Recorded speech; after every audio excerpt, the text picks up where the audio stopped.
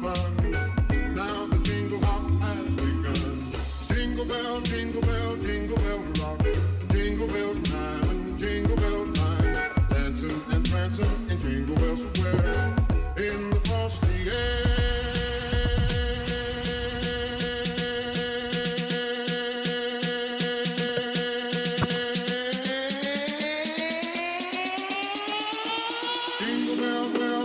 What's up, guys? Welcome to the Christmas edition of Real Estate Podcast, episode 144. I'm here with Griffin.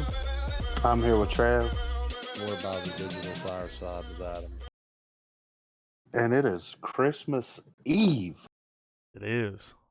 Christmas Eve. 2019. Archived. It's about to be 2020. It's weird. It is weird. Yeah, but, I mean, you know, life finds a way. Am I right? I mean, Jeff Goldblum has his say. Yeah.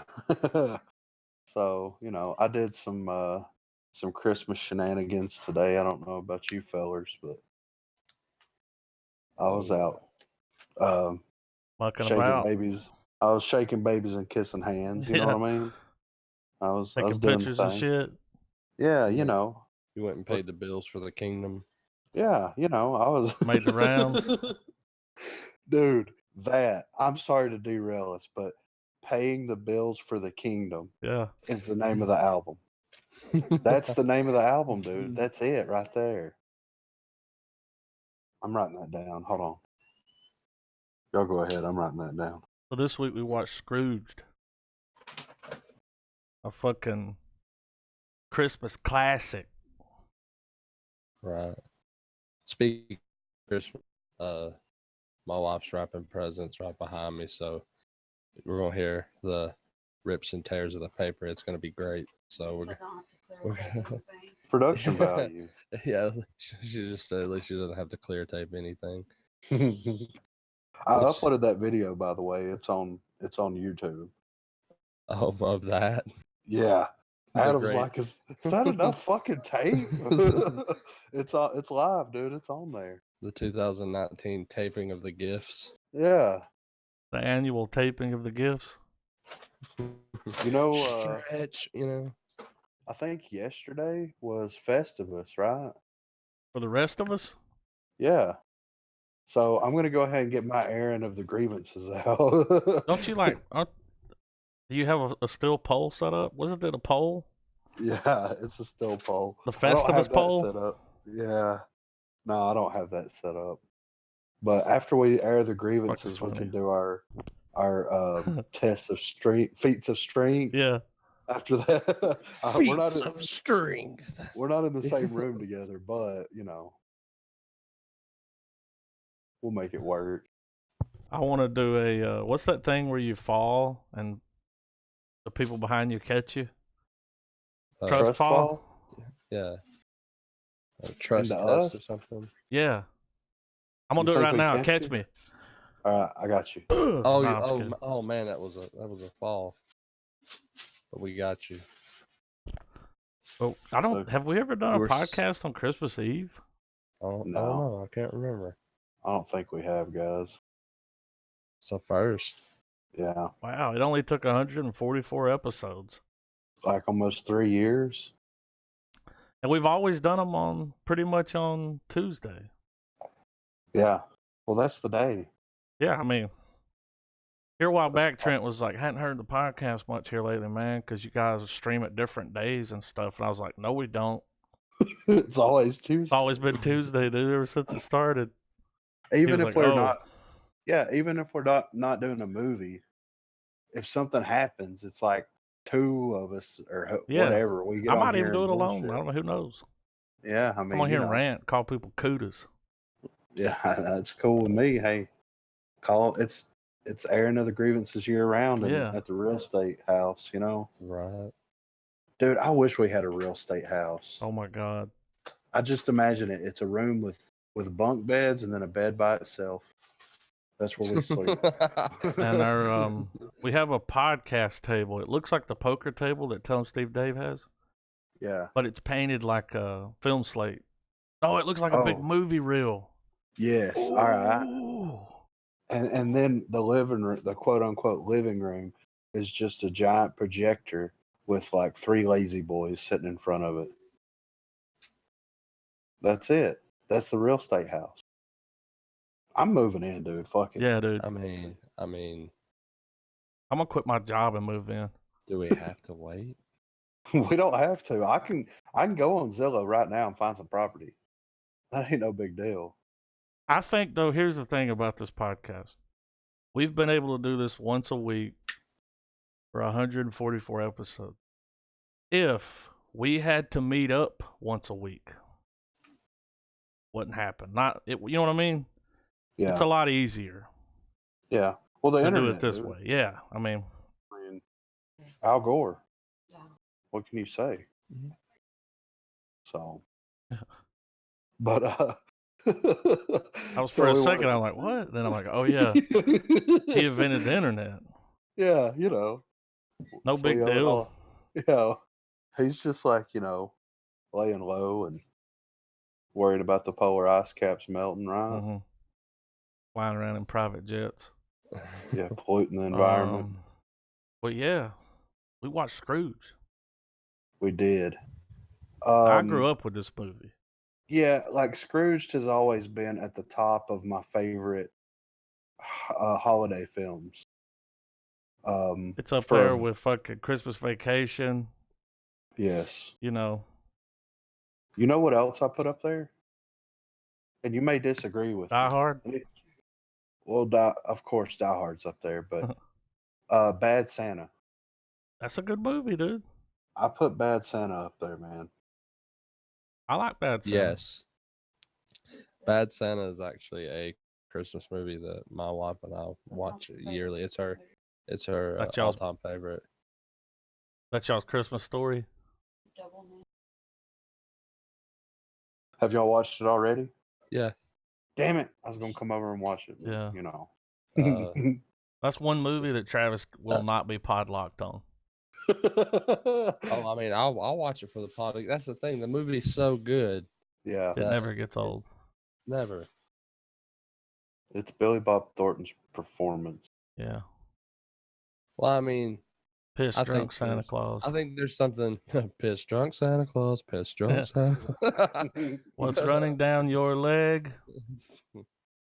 Pissed off Billy Bob. Pissed off Billy Bob.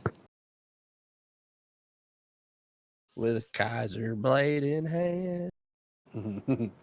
But Where'd you get all them presents at? you must be a good boy. Mm-hmm. But Scrooge, yeah, man, like Yeah. it was. It's one of those movies that I try to watch yearly. That was one of those movies that was in the VHS collection. It was in rotation back in the day. Well, it was one of those movies where I was like, what is this? You Yeah. know? And then See- like, That I'm sorry, go. well, like I watched Ghostbusters like when I was one of the first times I watched it, and I'm like, well, this is the same guy. And Ghostbusters is amazing. Yeah. So I have to see this movie. It's Bill And then, fucking like, Murray. yeah. And then I made it to an age, probably about 9, where the gloves came off and the Christmas movies was just unfold upon me, where like for a whole month. It was the year that you felt like you watched every fucking one of them. Yeah, like all the greats was in that one year. And like Lethal Weapon, Die Hard, Scrooged, Christmas Vacation, A Yeah. Christmas Story. Like the list just goes on and on and on. And that like Christmas Vacation was one of those movies that's always been around. Always. Ever since I was a kid, everybody always watched and enjoyed and loved Christmas Vacation. Christmas Story, same thing. Mhm. It's playing right now. I turn the TV on, there's a channel that's streaming it for like 14 I believe days. it's straight. Family, right? ABC, what is it? Uh, Family? What's it called? Yeah, or TBS maybe? Yeah, that TBS will be playing that for 24 hours straight. Yeah. But Scrooge just kind of like the underdog. Nobody talks It don't about get it gets no play, dude. No, like Motherfuckers are sleeping on Scrooge. You know what I'm saying? they are. They are. Got me acting Yeah, out of I'm- pocket, dude. I got a confession to make. Uh-oh. Is this the It's the first time first you've time seen the I- movie? First time I've ever watched Scrooge. Wow. Whoa. What? Well, yeah. What did you think? Yeah. I'm interested I to hear mean, this. It's Bill it fucking was- Murray, right? It was Bill Murray and a not Ghostbusters Christmas Carol remake. Mm-hmm. Yeah. I totally get why I haven't seen it, but at the same time, I'm glad I have watched it now, and I've got that. I've got it in the. I'm detecting some shade here. As podcast commissioner, what do you mean you can see why you haven't seen it? I'll tell you why you haven't seen it. It came out in 1988. The year I was born. Yeah. So you missed it. Because this I came out did. in November, and you were, I Well, don't I mean, know. I'm sure we've talked about this, but tomorrow is Travis's birthday Yeah. on Christmas, dude. He's a Christmas baby. What a fucking present. I know the world is a better place because Travis. Well, no, you wake up Christmas morning and it's like, oh, Christmas today. It's already stressful, and it's like my water just broke. Okay, we gotta spend 12 hours at the hospital. Travis, do you know what time you were born? Like, were you born? Do you know a roundabout? I believe it was like somewhere around 10 o'clock. I think. AM or PM? PM. You almost fucking missed it. Oh Whoa. yeah. Your mom was That's like, let's kinda- get him out. Christmas baby. That's kind of been a foreshadowing of my life. Like, almost there. Yeah. but You almost missed it, buddy. I hate to. I didn't want to get sidetracked, but Well, how old are you going to be, Trev? 31. Be 31. Wow. I just turned 30. Trav's 31. I'm 32. What's happening to us, guys? We're Bean Boy bags for life, dude. Life finds a way. Yeah. That's funny. Like, you're 30, Wakanda you're forever 31, I'm and all 32. that. It's weird. But since But I'm I mean- older than y'all, I'm calling the shots. I'm the boss here. I Okay. will say Scrooged is the dark Christmas Carol I never knew existed, though. Did you laugh? Yes, Did you when he- cry? I had some feels moments, sure. Yeah. Wait, at the end of the movie when the kid came up and said, when he gave the line, were you like, oh man, the kid speaks? Right.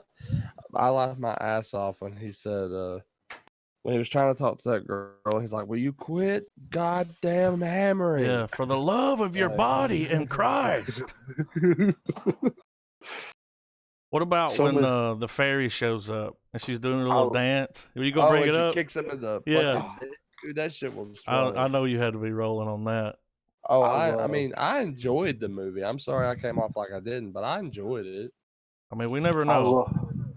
I love that scene where they're it's the Ghost of Christmas Past, and it shows him, in the dog costume, and it's like, we got a present for him. What is it? It's a bone. Yeah. It's a bone, you filthy dog. I was But like, I will "Whoa." say this though, after watching this, I'm beginning to realize that while I don't have a problem and I usually enjoy films that Bill Murray's in, I'm not the Bill Murray fan I thought I was. You're like, not? I know. Well, like I don't think I like him as much like some people do. Like us?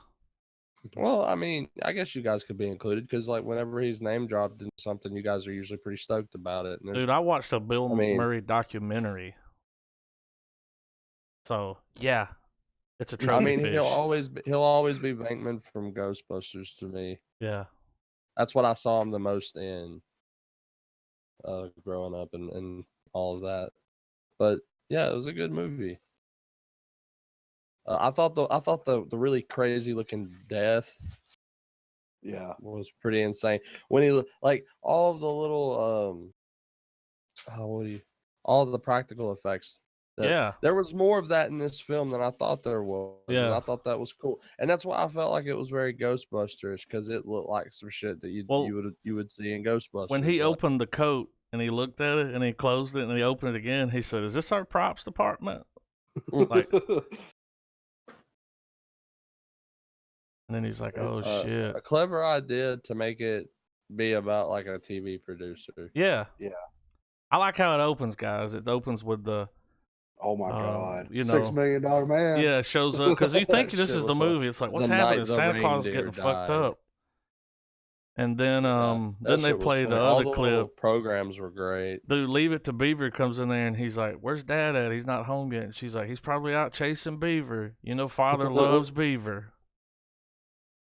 That one guy said, "It's like the Manson family Christmas special." Oh man, yeah. I was gonna bring that up. We were watching Bobcat like a few weeks ago. I was like, just some old stand up he did, and when I saw that he was in this, I was like, He was oh doing shit. the voice. He was like, I don't know how you need to let go, man. It's really special. It's Christmas Eve, you know, and I just was thinking maybe I can get some off time. The Ghost of Christmas Past is my favorite ghost. I like the Ghost of Christmas Present. That's the chick. The woman, yeah. Yeah. It's just a toaster. her beating his ass all over the fucking everywhere. Well, when he first sees her, she's doing that little dance, and she's like, 1, 2, and then she starts floating, and she just comes over to him and just clocks him right in the balls. It's like, what? Yeah. And then there was one time he said, "If you hit me one more time, I'm gonna rip your wings off." And she's like, "You know I like it rough." You know, it's like, what about the bums when he goes down to the thing? He's like bitching all the way down the street, and he goes in there like, Dick, do some Shakespeare, Dick. Like, and he's like, "Why are you calling me Dick?" And he's like, "Oh, we're sorry. We thought we knew you well enough to call you Dick." I guess they recognized him from TV or something. Yeah, I guess so. But I just like the whole, he was like, "Go back to Jersey, you moron." Like, Yeah. she said, "Can you get me to the, what was it, ICB building in 3 minutes?" He said, "Which floor?" It's just a lot of good, man. Yeah. I just really enjoy it because it's so goofy and fun. Well, Just apparently like Bill Murray hated filming it. Oh, really? Yeah, I hit the wiki up earlier. I'm gonna pull it back up. Yeah, let's hear that. He just didn't like. Did he feel that it was a turd? Well, it kind of delves into a little bit of like his career decisions because this movie was apparently. Let me find.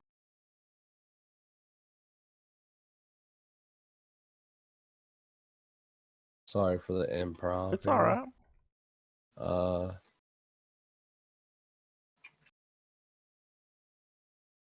IMDb up here. Yeah, I've got it up too. Because I was wondering. Let's see, that's 88. So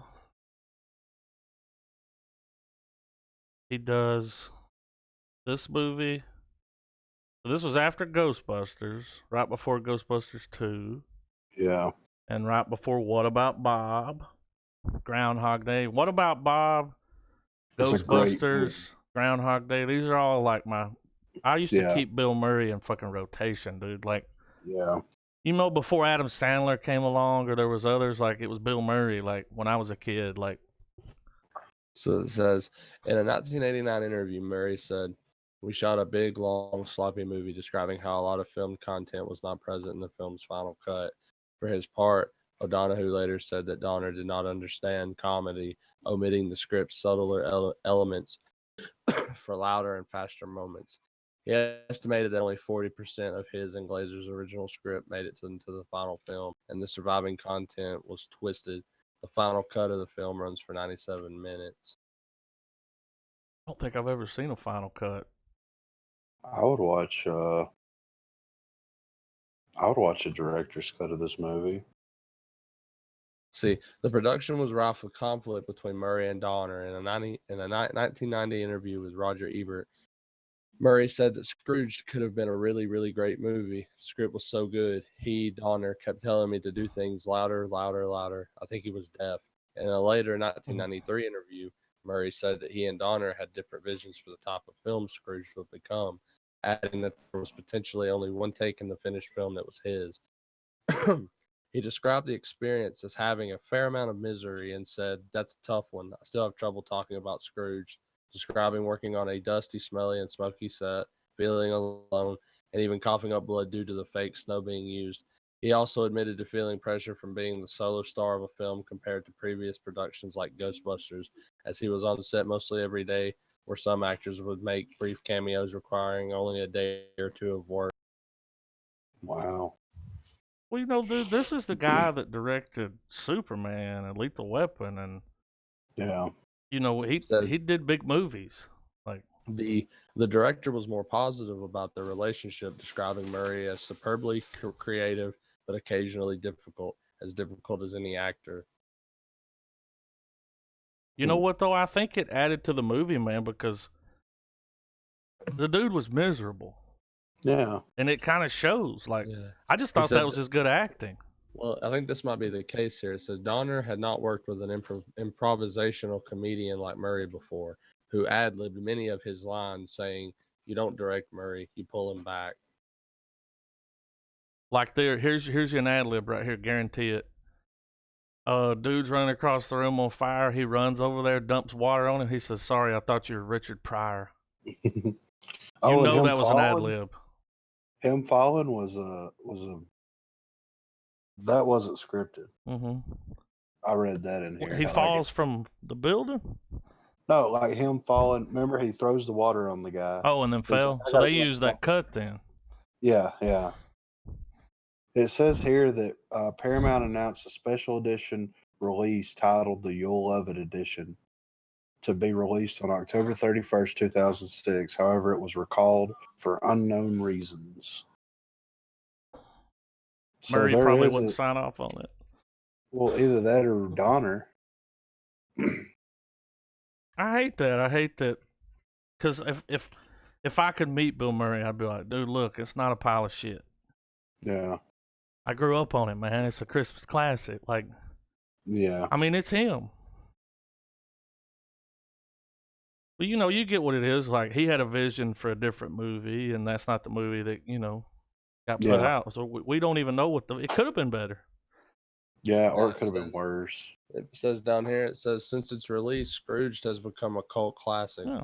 and a Christmas classic, being regularly shown on television during the holiday periods, like you guys were saying earlier. There's a lot of A lot of cameos. critics arguing that it's pretty much the most underrated Christmas movie. I always thought it was weird that it didn't get much love. Yeah, Like, if my mom didn't introduce me to Scrooge, how would I ever found out? I just had to be on his IMDb one day and be like, oh, what's this? Well, I was reading somewhere that, and it kind of makes sense. The movie is seems to have more relevance now Mm-hmm. well, than maybe how it was back then. well, not only that, but it does seem to have a little bit more of a darker tone, Yeah, it's dark. and I think that the Oh reason, yeah, it was like I said earlier, it was a lot darker than I thought it was going to be. yeah, well, and I think that the reason for the darkness was because of the way that Murray portrayed Scrooge. Because if you read the classic or if you watch any of the classics, it's like, yeah, he's an asshole, Mm-hmm. but he's not a prick. You know what I mean? Like, Mm-hmm. but Bill Murray takes it all the way to the nth degree. Yeah. You know what I mean? Like, he takes it there and he nails it. So it gives it that darker tone, and then it kind of makes the outcome of it that much more because He like goes him, there. yeah, because like him going when he's in the sewer and he sees that homeless guy frozen, Yeah. and So like probably the should have gave realization, that $2. You know? yeah, and then he kind of has like a little Yeah. mini breakdown down there. He's like, you definitely would be a better color. Yeah. Whenever he was down there, did y'all notice he said, well, this is nice. Where are we? Trump Tower? Yeah, I noticed that. Yeah. Or like the scene where he sees the kid. He runs over there and he's like, what are you doing here, you little rat? whose kid is this? And she's like, it's my kid. And she comes and grabs him. He's like, well, you beat him. Yeah. He's like, does he work here? But that was the whole thing. Like, when he's a kid, when you go back with Ghost of Christmas Past, you see, dude, he grew up in front of the TV. He's fucking the cable guy, dude. Yeah. And the reason he knows TV is because he grew up in front of one. Like, Yeah. did you see his Christmas? He's like, is it a train? He's like, it's 10 pounds of veal. Yeah. If you want to train, you better get a job, Yeah. you know? I'm too young. My back hurts. I'm only 7.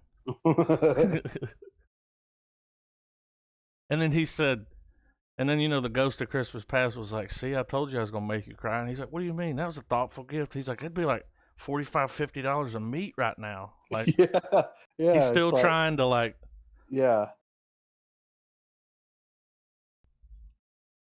but then But, when you get the full come around, when he comes out of that, when the coffin's going in there and they're burning it up, and he's like, I want to live, and he comes out of that, hallelujah. He comes out, the Yeah. Bobcat's like, and he's like, I fucking love you. He said, I'm gonna start with you. I'm gonna pay you 2 times what I paid you for. I'm gonna make you vice president. You want my office? He's He like, just had a "Not total really." turnaround, dude. Like, Yeah. the whole classic story of, Scrooge and all that. Like, this is my favorite one. Like, Yeah. this is, then little Timmy is the little boy. Like, Well, it's a good parallel, like you were saying earlier, having him as like the studio executive, and like they're filming the story at the Yeah. same time that it's going on, yeah, and all this stuff lining up is just kind of perfect. Where like, and it gives it that much more of like, um, that much more, I don't know, questioning on his part, where it's like, Mhm. is this really happening to me, or I'm on the set right now? Yeah. Or like whenever he gets in the elevator and Death's in there, Yeah. and he's Yeah. like, our makeup department did really good. Yeah. Like, this was Is fucking this great. us? Yeah. And he's like, oh Yeah. shit. And then when he comes in, I lost it. Sorry. No, you're good. I was reading something and Yeah. But his, like, I don't know, his performance in it though, it just sells it. Like, he's an asshole. And then like, especially the stuff with his brother, yeah. you know what I mean? It's like, I said, that he's like, that I gave you a towel. yeah. But you got the VCR, Yeah. like, That's what I was going to say. When he comes out at the end and he's like, look, folks, what kind of prick fucking makes people do a live show on Christmas Eve? And they're like, you. He's like, he's like, exactly. you're I right. always like the end of the movie where he comes out and he like saves like people around the world are watching it, like probably tuning in. Like, Yeah. he comes out and he's like, what are you doing watching TV? Like, go spend time with your family. What are you doing? Yeah. I don't know. I always like the end of this movie. But yeah, as one of you guys were saying earlier, it kind of perfectly parallels what's happening now. It's like we spend the majority of our life either in front of the TV or in front of the computer, in front of the phone, in front of the tablet, whatever. And it's like you don't really, like going to a social gathering with family is either one of two ways. It's either everybody's having a good time, playing cards, making jokes, like having a great time, or it's just a bunch of people that you're related to standing around looking at their cell phones. Mm-hmm. It's like one way or the other. You either want to be there or you don't want to be there. And it's Depends just on the like, crowd. yeah.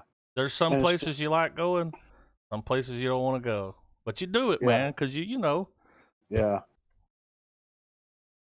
I You went got to to a put Christmas gathering on Saturday, dude. Really didn't want to go, but my family, you got to put you know. FaceTime in, man. Yeah. Yeah, you do. And like what people need to realize is like this is where some of the best stories come from. You know what I mean? Yeah. When you're hanging out with people that you only see once or twice a year and they're telling some crazy ass shit, you don't know if it's real. You don't know if they're making it Yeah, because up, you weren't there. but you're going to tell somebody about it for sure. Yeah. That's just, Yeah. that's life, man. 7 o'clock. Psychos see Santa's workshop, and only Lee Majors can stop them. It's the $6 million man himself. Saving Christmas. I would watch that movie, by the way. Yeah. Hey, I mean, he says, I want to see her nipples. It's like, but it's a Christmas show. Remember when you could actually see the top Yeah. of her nipple, dude? yeah, They're like, you can't do this. What was that? The damn standards and practices lady? The Kept censor. getting fucked up. Yeah, the censor. She kept yeah. getting fucked up, dude. Yeah. When he went over there and turned her head, he was like, look at him. Her head, you hear it crack. This dude was a prick, man. He was. Classic Scrooge, though. Like, he's the modern day, you know. We can't go back. We don't want to hear that same old Tiny Tim story, Yeah. you know? Like, Yeah. but when he comes out at the end, dude, well, I'm sure Charles Dickens would love to see her nipples. Nobody gets it? Nobody? Yeah. And then the guy that comes in to, like, steal his job, Yeah. he's like, all right, What's guys, up, that's a Johnny? wrap. Everybody go to lunch. And he's like, I'm the one that calls the lunch breaks around. He's like, you want me to call him back so you can tell him? How we doing up in that Asshole. control room? I don't think you'll be president tomorrow. Like, Y'all better start partying. I hate that Bill Murray had a bad experience with the making of the movie because Yeah. I put it up there, man, with the rest. Yeah, same. I don't feel Same. the same way he feels. Now, No. whatever version was released of this movie, I probably would have liked it, but I'm sure he got to improv a little. See, that's just the thing. Like, You gotta let him go. dude, when you got a butterfly, man, you gotta let it fly, dude. Like, you know, it's Bill Murray, baby. Like, Yeah. let him be Bill Right. Murray. You're right. That's why you hire Bill Murray. I feel like now if you hire him, you're like, all right, we got to go from A to B. Whatever you do in the middle, just do you, baby. Go. Yeah. Because you'll never write what he could do No. if you just let him go. I think that's why he had such good working relationships with Harold Ramis and Dan Aykroyd and all Mhm. those guys. Like, they knew what they were getting themselves in for, you know? It's like Robin Williams. Yeah. Yeah. There's certain people you don't. Chris Farley, Danny Yeah. McBride. You know, there's certain people Oh you my just let them God, go, yeah. man. Walton Say whatever you Goggins. Yeah. Just say it. Whatever comes off the cuff, dude, go. And they Whatever kill, you man. think in the moment, Yeah. give it to me. Speaking, I don't want to derail, but speaking of Walton Goggins, have you watched his show, The Unicorn? You haven't watched it? I heard it was crazy. Is it crazy? I haven't watched it either, but I mean, him being on a sitcom, playing like the funny dad, is kind of an interesting premise for me. Yeah, and this is like primetime TV sitcom shit. This ain't HBO, Yeah. right? No, it's just prime time. So I didn't know that Richard Donner directed Radio Flyer.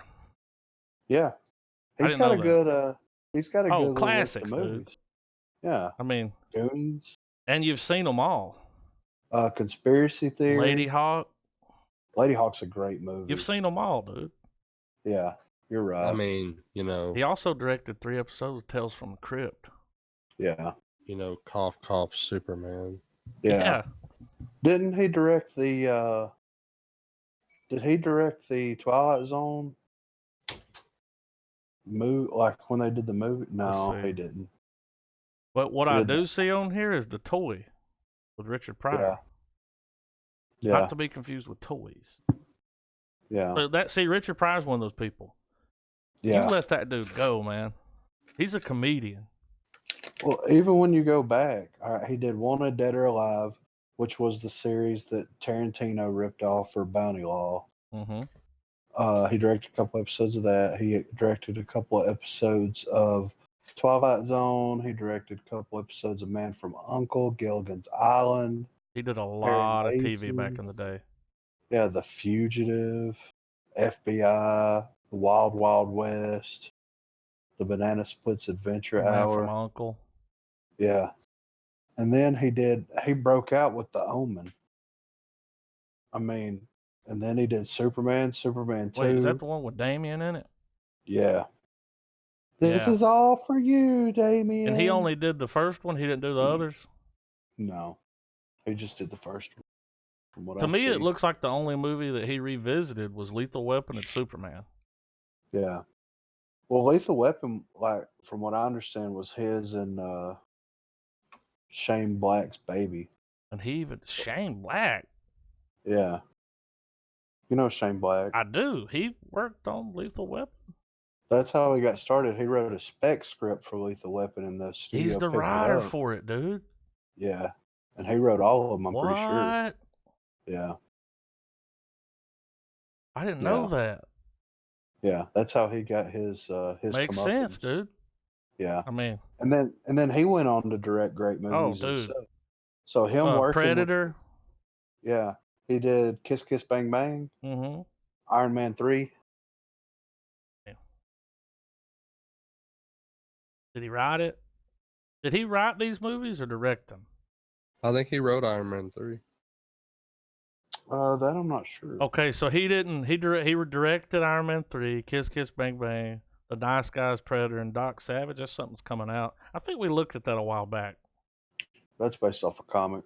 Yeah, Doc Savage is an Image comic. Now his writer credit is a lot longer than his director credit. Like he wrote Lethal Weapon, Lethal Weapon 2, The Last Boy Scout. Last Action That's a big Hero. movie. Monster Squad, dude. He wrote Monster Squad. Did he? He Yeah. did. Yeah. He was in Predator. He was an actor in Predator. Kiss Kiss Bang Bang. He did. He wrote Iron Man 3. Yeah. He Well, wrote Kiss on the Goodnight. TV. He did the pilot for the Lethal Weapon TV series, which from what I heard wasn't terrible. Yeah. I think it had Stifler on it. Yeah, he replaced the one guy, which I'm cool with. Yeah. His directorial debut was Kiss Kiss Bang Bang, which is a fucking amazing Was it Gay movie. Perry? Yes. And that's with Robert Downey, dude. Yeah.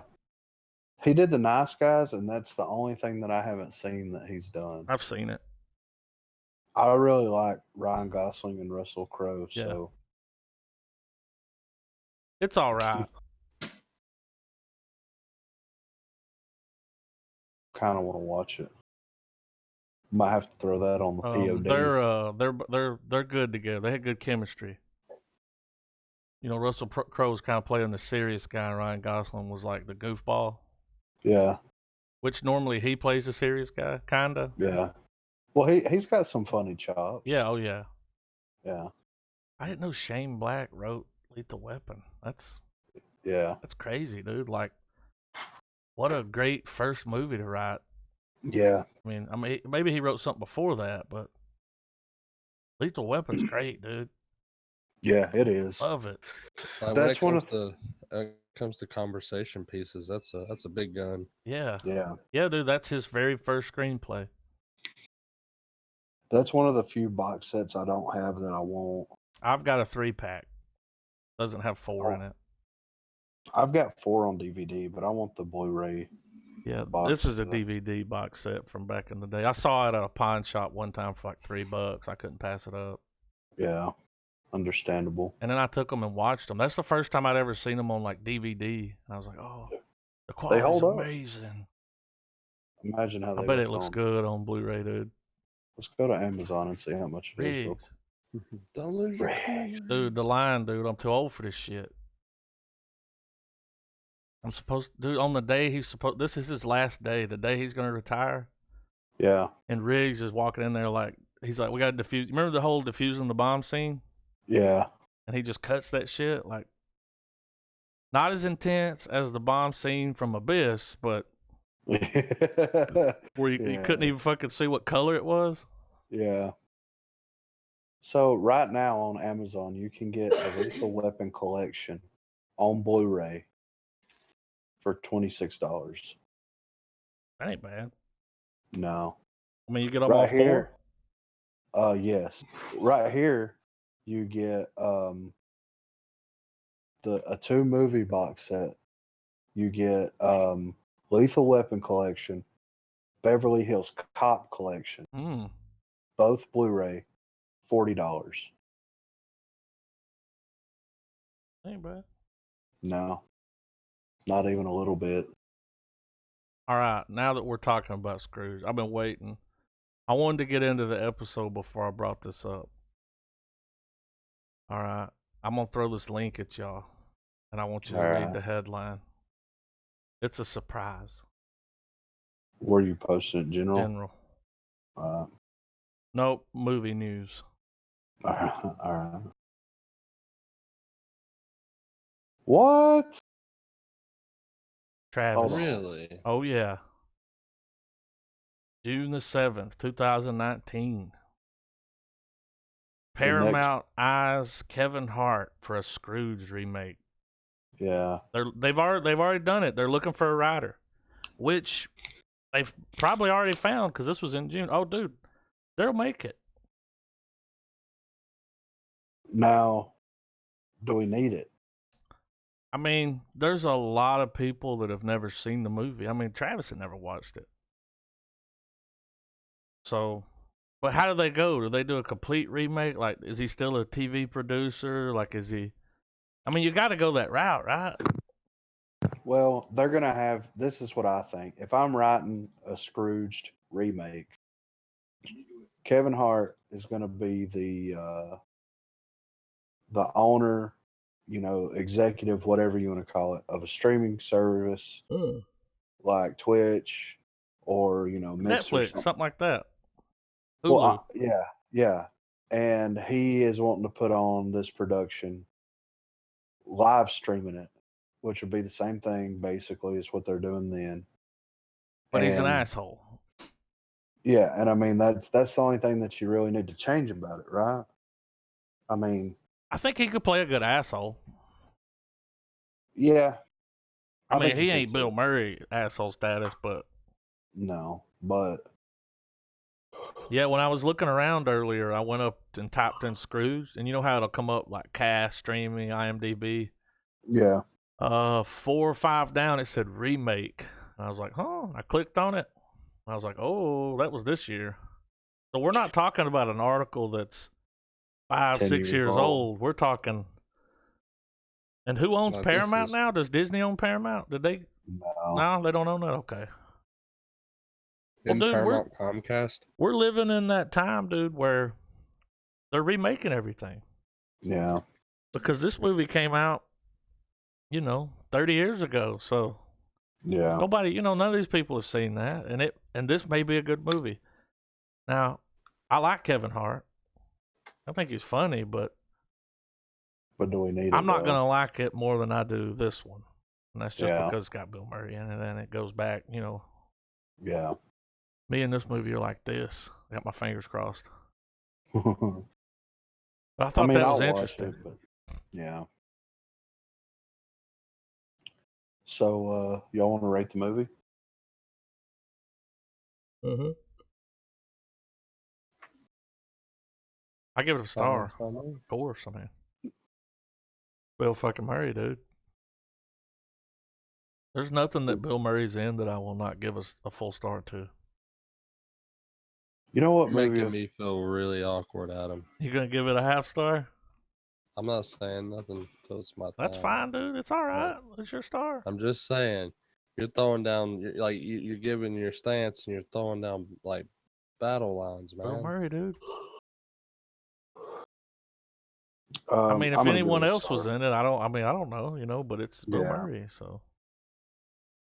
yeah. I'm gonna give it a star as well. I mean, I grew up on it. It's a great Christmas movie, and it's one that's like I can throw it on when people are here for Christmas, and it's normally something they've never seen before.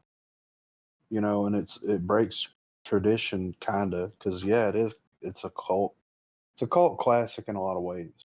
And if you don't have it on Blu-ray, you should definitely buy it on Blu-ray because it looks Did amazing. it look good? It looked I amazing. saw a good copy. Yeah. Copy looked good, but it wasn't Blu-ray quality. I've never seen it on Blu-ray.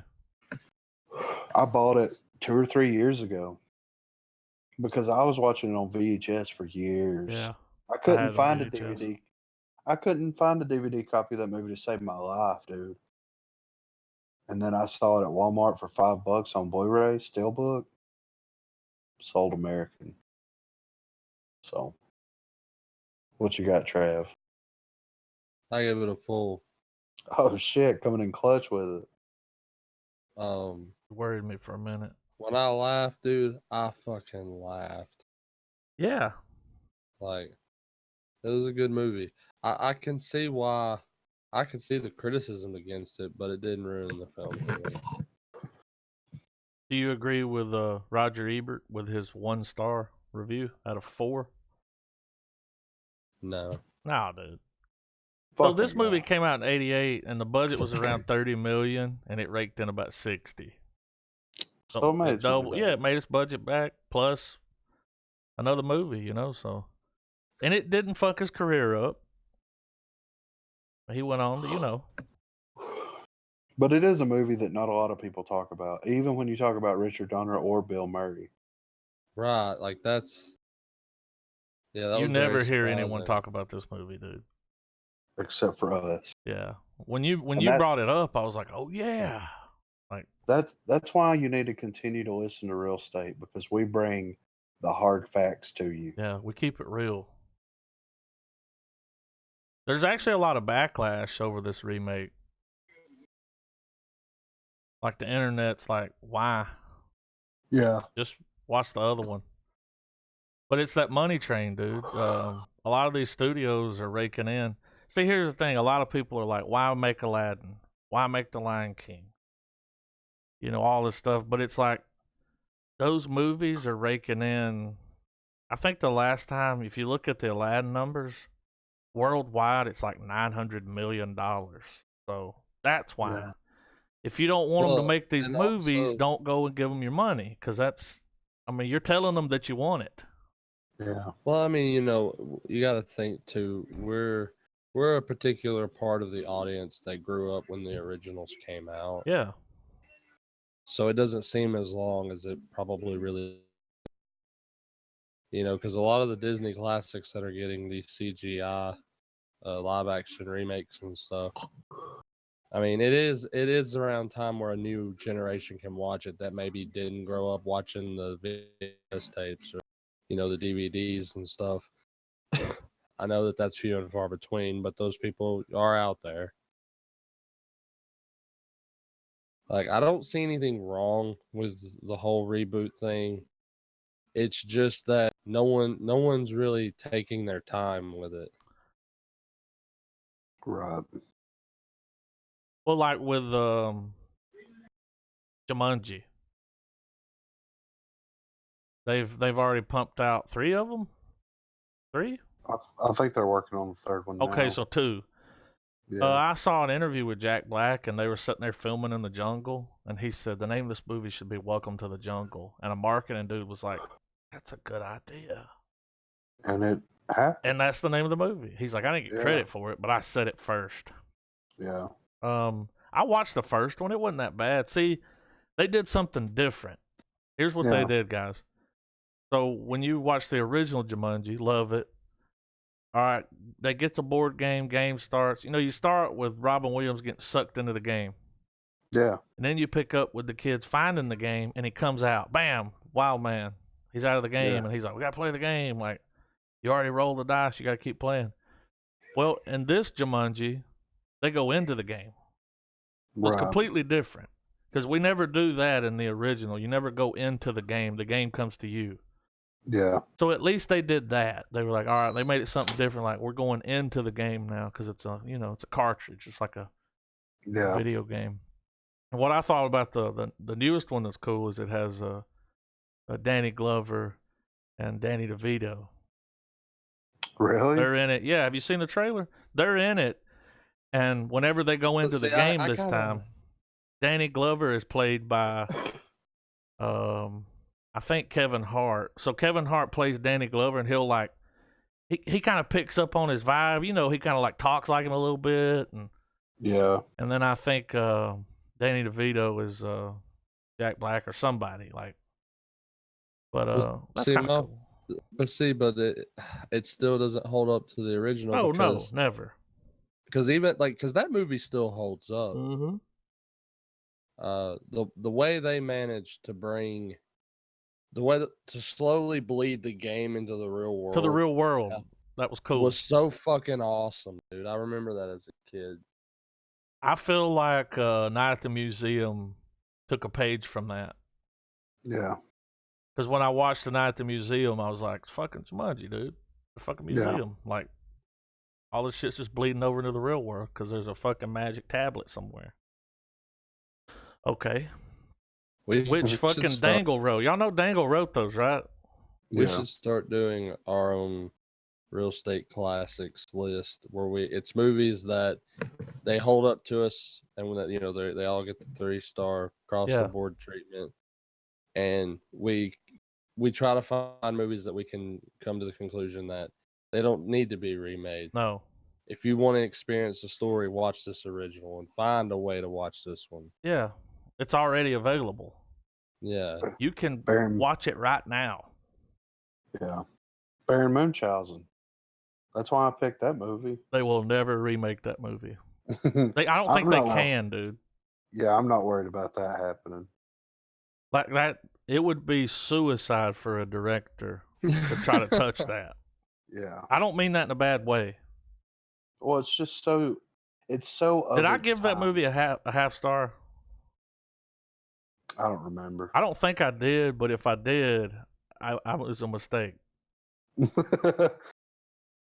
I've reneged on some stars. Well, dude, that that that movie is a lot to take in, It really is. and in one viewing, Yeah. having never seen it, It's an experience. and when you start watching it, you're like, "What? yeah. Dude can run that fast? Like, what is this? Like, They're superheroes. pretty much." Yeah. And the Baron was just like their their Nick Fury. Yeah, He He was was, just dude. surrounded. Yeah, he was just surrounded by like all this magical shit, and he just kind of rolled with it, he would go around and assemble the crew, Mm-hmm. recruit everybody. But yeah, dude, it gets 3 stars. It's fucking Scrooged, man. Yeah. So are we all caught up on the Mandalorian? I believe so. Mhm. I mean, all right. So the last episode that I watched Yes, was where they get him. Hector shows up. Yes. Yep, Okay, that's we're the caught last up. one. Because it come out on a weird day. It did so- come out. Well, it came out on, was it a Wednesday? Yeah. Mhm. Because they wanted to put it out before the movie. Right. I think what it was they just didn't want it to come out on the same day as the movie. They're like, all right, well, let's go ahead and release this a few days early. That way everybody goes and watches, Yeah. Star Wars on the weekend, which I don't think that would have mattered. No, it wouldn't have. No. But I'm But, glad. sorry, go ahead. I said, but I'm glad though. I mean, Yeah. When's the next one drop? Do we know? it'll be next Friday. Oh, we got to wait till then? This Friday. Yeah, this Friday. Sorry. Yeah. And we're like 2 away from the end, I think. Something like that. Right. But yeah, let's talk about this episode, man. They set it Yeah. up, dude. Travis messaged me and he said, "Have you watched it yet?" And I said, "He watched it early, dude." You messaged me early, man. And I was like, "No, dude. I just woke I up pulled and a- finally I pulled a early realized bird who for I that am." one. And Travis was like, "It's the fastest 40 minutes you've ever seen in your life." It really is. Dude, it felt like a 23-minute episode. Yeah. When it went off, I was like, I mean, as with all of these episodes, I I have could have kept spoken. watching, but this episode, for real, I mean, so much happened. If you ain't seen it, fuck your spoiler bullshit, man. When Oh, is Quill turn this shit fucking off. dead? Is Quill fucking dead? I think he is. now that's the I have spoken. Yeah. I think he is, So, and here's Synopsis why I reads that think he's he is, dead. man. He's dead, and now that robot's gonna get fucking mad.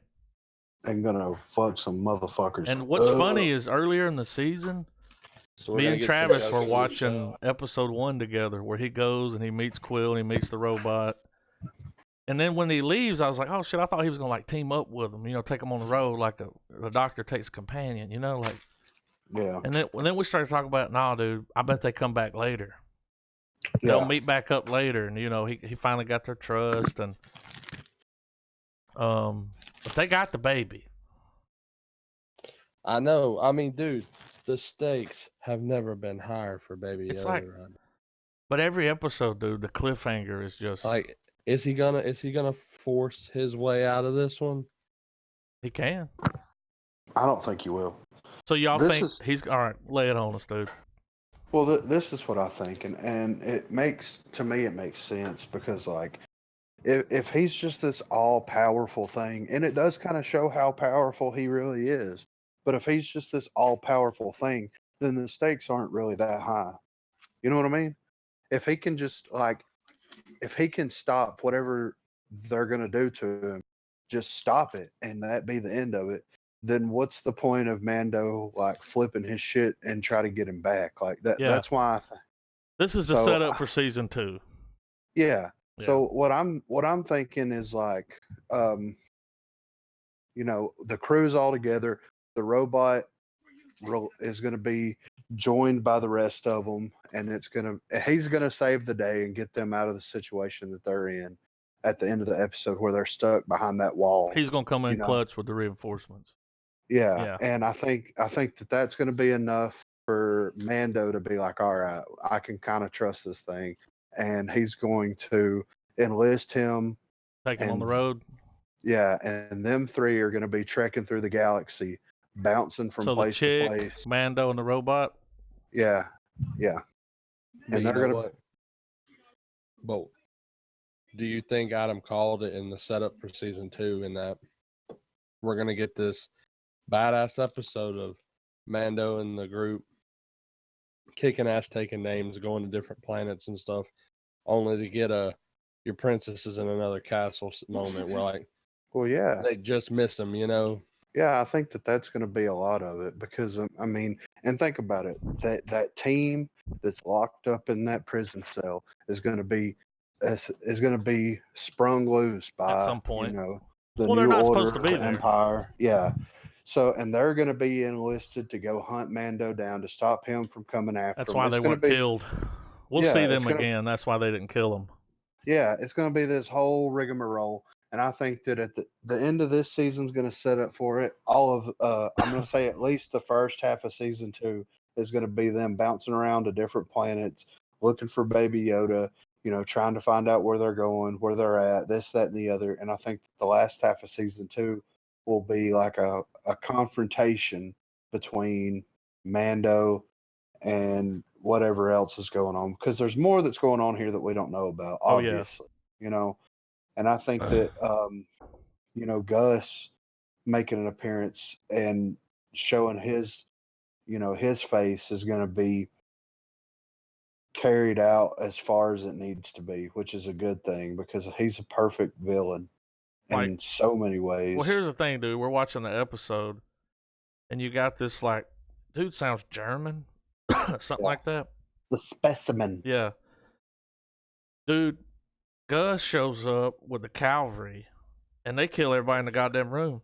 Yeah, they don't give That a dude fuck, didn't mean man. shit. No. I mean, they burn them all What a- down. Like, What a hell of a shot, though, right? Of the Mhm. TIE fighter landing and the troops in their battle was really cool. formation. Like Yeah. that was mint right there. So, but that's my Mandalorian predictions, and But I at the only s- think it's but going at to the run s- for a few seasons. But at the same time, though, this show has been so fast paced in a way that they could hit so much stuff in this last episode. Yeah. And not like they've done a good job of meeting my expectations and then adding, like and then some.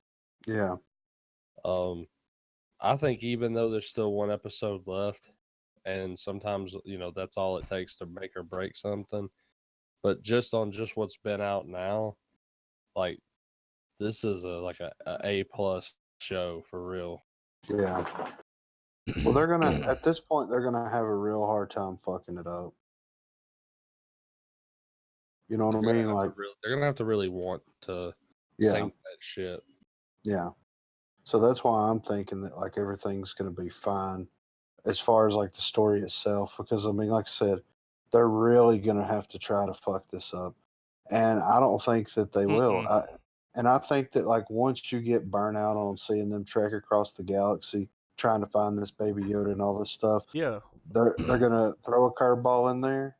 They're gonna get him back or what. Something will Whatever they happen. gotta do. Yeah, and it's just gonna be like perfection at its finest. There are those people out there that are gonna be like, well, because of Baby Yoda, that's why we'll always get more Mandalorian, and that's maybe a good thing if the writing stays like it is. And I believe it will do, because we're 7 episodes in. We got 1 episode left, and every episode has killed it. Yeah. You gotta tip your hat, dude, for Favreau's vision. Yeah. He did a good job, which is weird, dude. That he's the guy. Yeah. Like, I've never heard any interviews with him. I don't know how deep he goes, but he's running this shit the right way. Now, y'all know the next episode is Chapter 8, airs on Friday. The Mandalorian comes face to face with an unexpected enemy. Now, that's not going to be Gus. No. There's someone else here.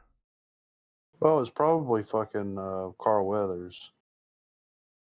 So how cool was that when dude shows up? Who's the bounty hunter guy? Is that him? Is that what you're talking about? Yeah. All right. Well, he was gonna. I don't know, why would it be him? He just he shot his 2 dudes that was working for him, and he's do you think he would want to take it? Because here's the thing, man. That baby healed him. Yeah. So they're chilling at the campfire. He's like, "We'll hang out here tonight. In the morning we'll get up and we'll ride into town. We'll do fucking thing." And Jurassic Park shows up. Fucking pterodactyls, dude. These were pterodactyls, right? Right. Yeah. And they fucked them up, dude. Like, wiped out half the team. And he gets clawed by one on the arm, and it's like poison is spreading. Yeah. And Baby Yoda comes over there. He fucking shuffles up, the little Yoda shuffle, and fucking puts his hand on it, dude, and heals it. And when they're walking into the city, he shoots those 2 guys, and he was like, "I was gonna fuck you guys over, but after what happened last night, I'm not gonna do it." Yeah, but he still could. I mean, that could all be a ploy to get their trust. Yeah. Because if he wants to keep the baby, he's got to take out the Third Reich over here. You know what I'm saying? Like, he got, you know what I mean? Like, you got to wipe them out. That dude was German or something, dude. Like, yeah. But good episode. So I'm wondering if there is any ties between this show and Episode 9, because I've still yet to watch Rise of Skywalker. I have seen an hour of it. Have you? I have. How? Ways. For the movies? Mm-mm. Oh. Was it good? Like, what was not the film itself, but was the method of watching it good? Not terrible. Not as bad as I thought it was gonna be. I checked out a clip, and then I was like, well, let's see how it looks. Yeah. And then I accidentally set through an hour because I couldn't stop watching. That speaks for itself. Sound wasn't bad. Picture was a little washed out, little bit. But was it Superman? Screener? Close though, real close, dude. Like, that's good enough for me. They did a good job. Well, it's not terrible. Yeah. But I did stop. I looked down and realized how much I had watched, because it's only a 2-hour movie. Right. And I was like, whoa. Was you disappointed? In the movie? Yeah. I reached the setup. Okay, I got you. I was like, look, it was like 4 in the morning. It was like 4 in the morning. I may or may not have been intoxicated and gone to get some Huddle House at 4 in the morning. And when I came back with my, what's that thing you can get on the Texas toast, that Texas toast melt? Yeah, the patty melt. Oh my God, dude. I know, it's so good. When I was sitting there with my patty melt and my fucking triple hash brown, smothered, covered, and capped, I watched almost an hour of it, and you know. But I didn't finish it. I don't know nothing. I ain't saying nothing. I don't know nothing. Did I it really make you don't. want to go to the theater and watch it? At 4 a.m? No. No, I mean like, Uh, I don't like going to the theater, man. yeah, I know. I don't. I hate it. So what But all? you know so that where are we quality would come in broadcasting clutch. through? So are we just streaming strictly to YouTube? We're or are we on streaming to Twitch YouTube, now? and I'm also recording at the same time. I got you. Why'd you ask that? I don't know. I couldn't remember if we were streaming Twitch or not. Twitch? Mm-hmm. We tried Twitch one time. The problem with Twitch is, like, let's say while I'm recording right now, something happens, and the recording goes bad. The quality that I can download from Twitch isn't the best. Oh, So I went with okay. YouTube because we store there. We already do that. So it's like, you know, Twitch will only store it for so long, Yeah, and then they'll wipe your recordings out. You can only have so many, like, and that's why I'm doing this. So I'm streaming to YouTube, and I'm recording it to my computer at the same time. So if anything goes wrong, we don't lose the podcast. Because that's a fear right. of mine. Like, Yeah, we sit here for 2 hours, and it's like, oh, the audio's gone. We got to do that again. Like, yeah, and you know, and it'll be what we'd have to do. We always talked about this. If the podcast ever gets corrupt and we have to re-record it, we'll just do a tribute. We're like, we couldn't remember the greatest podcast in the world. but here This you is go. just a tribute. Yeah, but Nothing. uh, Wait, I'm sorry. What? Sorry, I was thinking of No, something. I said we'll do a tribute. If we ever lose the podcast quality and have to re-record it, we can't do the same episode. We just do a So tribute what's- because we couldn't remember the greatest podcast in the world. This is just a tribute. You know what I mean? Absolutely. But yeah, I I've seen a little bit of it. I wasn't gonna tell y'all that, but well, I still want to you should. go to the theater because I mean it's Star Wars, I man. think I want to too, man, because I sat there. I stopped myself from finishing the movie. Yeah, I stopped it. I was like, no, I don't want to go all the way. I just wanted to look at it. I have the similar means too, and I've probably watched that opening crawl at least 3 times, and I just can't bring myself to keep watching it. Did you click ahead and see the quality? No.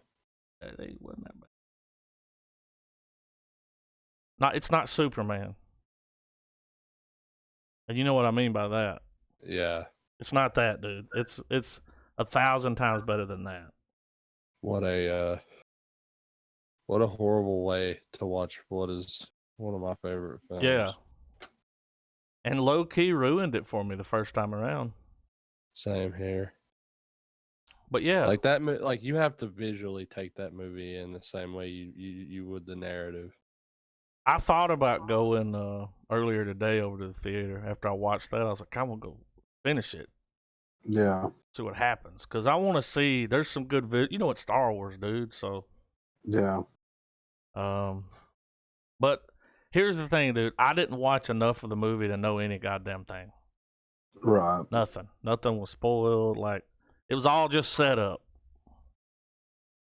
and I stopped myself from finishing. I pulled out, Yeah. if you will.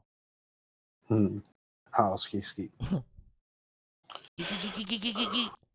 But yeah, Well, do y'all want to hit this? I got one topic for movie news because Let's I hit didn't it. know if y'all knew this. So Eddie Murphy reveals film role he regrets rejecting. Every time I see it, I feel like an idiot. That's the quote. So during an appearance on the Tonight Show with Jimmy Fallon, the comedian who will make his highly anticipated return to Saturday Night Live after 35 years tonight, opened up about the decision that he now regrets. The only movie I ever turned down that became a big hit was Who Framed Roger Rabbit. What? Who was he gonna play? He said, Fallon said, you were going to be in that? And he said, yeah, I was going to be the Bob Hoskins dude. And I was like, what? Animation and people? That sounds like bullshit to me. Now every time I see it, I feel like an idiot. Also, during the segment, Murphy shared that he was offered a role in another cult classic hit movie. Dan Aykroyd and Harold Ramis wanted you to be one of the original Ghostbusters, but you turned it down, Fallon said. Yes, but because I did Beverly Hills Cop, Murphy shared, so you made a good movie, Fallon said with a smile. It wasn't like I turned it down, Murphy explained. I wasn't available because I was doing this other movie. Could you So, imagine? but Eddie Murphy, he's talking about, because I just looked up Who Framed Roger Rabbit. That's the main guy. Yep, That's the lead in the movie. yep. I'm kind of glad it went the way it went. I just like that guy's performance in that movie. I It wouldn't have agree been the 100. same if it was Eddie Murphy. It would have been The goofier. movie, yeah, probably. I don't know if it would be as big as it is today. Well, Bob Hoskins played it straight. Like he played it like, He played that Dick Tracy, yeah, like he's in this detective. world. Yeah, he's in this world. Cartoons exist. He lives in Toontown. It's fine. Everything's fine. He's a detective. Now, would that have been the same way that it No, would have because he would went have been if, loud. Like, he'd have been Eddie yeah, Murphy, dude. Like, yeah. and then here's the thing with Ghostbusters. It would be crazy to see Eddie Murphy standing there. What's that guy's name? I'm guessing he was Oh, going to take dude's place. yeah. What was his name? Shit. If But you wouldn't here's, have asked me, I could have told you. So what was Eddie Murphy's? What role he turned down? you didn't hear Who? either one? No, man. What were they? I'm sorry. Go ahead, man. So Eddie Murphy turned down the role to star in Who Framed Roger Rabbit As the lead. as the lead. Wow. Now, we just said, after Griffin said that, I'm like, no, that went to, that's, the I movie that think we it got's would've- better. Yeah, but I still think we would have still got. We would have still gotten a classic, but would have went entirely Different. Because here's the thing, dude, it's Eddie Murphy. Yeah. Like, you got the rabbit, you got Like that Eddie. type of outrageous comedy, he could slip right into that. He could, Yeah. but the guy that played in it that ended up being the lead, Oh, the absolutely. chemistry I'm not between him saying- and Roger Rabbit was like, I mean, it was everything. It's the movie. Like, it's one of those things where it's the type of movie I would want to see in that alternate universe where maybe I could also see Will Smith as Neo in the Matrix. that would have been Yeah. weird. Well, but what I was saying about Who Framed Roger Rabbit was the way that Bob Hoskins, his performance was like he played it as if he lives there, he's been living there. Him sharing the real world with cartoons is a thing. They're just like regular actors, and he's just a detective. Like he was so low key. Like I'm not saying he couldn't do it, but how at that time would Eddie Murphy be able to capture that realism without going Right. overboard? And I was just thinking since you brought up Who Framed Roger Rabbit, we should do a back-to-back live action tune mashup where we watch that in Cool World. Dude, I will tell you this. One of the last Blu-rays that I purchased was Who Framed Roger Rabbit, and it looks amazing on Blu-ray. bet. My God. Did they remaster the animation and stuff? Yes, it looks beautiful. I Fuck It is bet, one of dude. my- I bet the colors are amazing. Well, you're going back to what you said earlier, Trav. A 3-star movie, nostalgia written all over it. Who Framed Roger Rabbit is that movie. It is, dude. Absolutely, dude. I feel like the movie we got, that's the movie I wanted. I don't wish to see a cut of that movie with Eddie Murphy in it at all.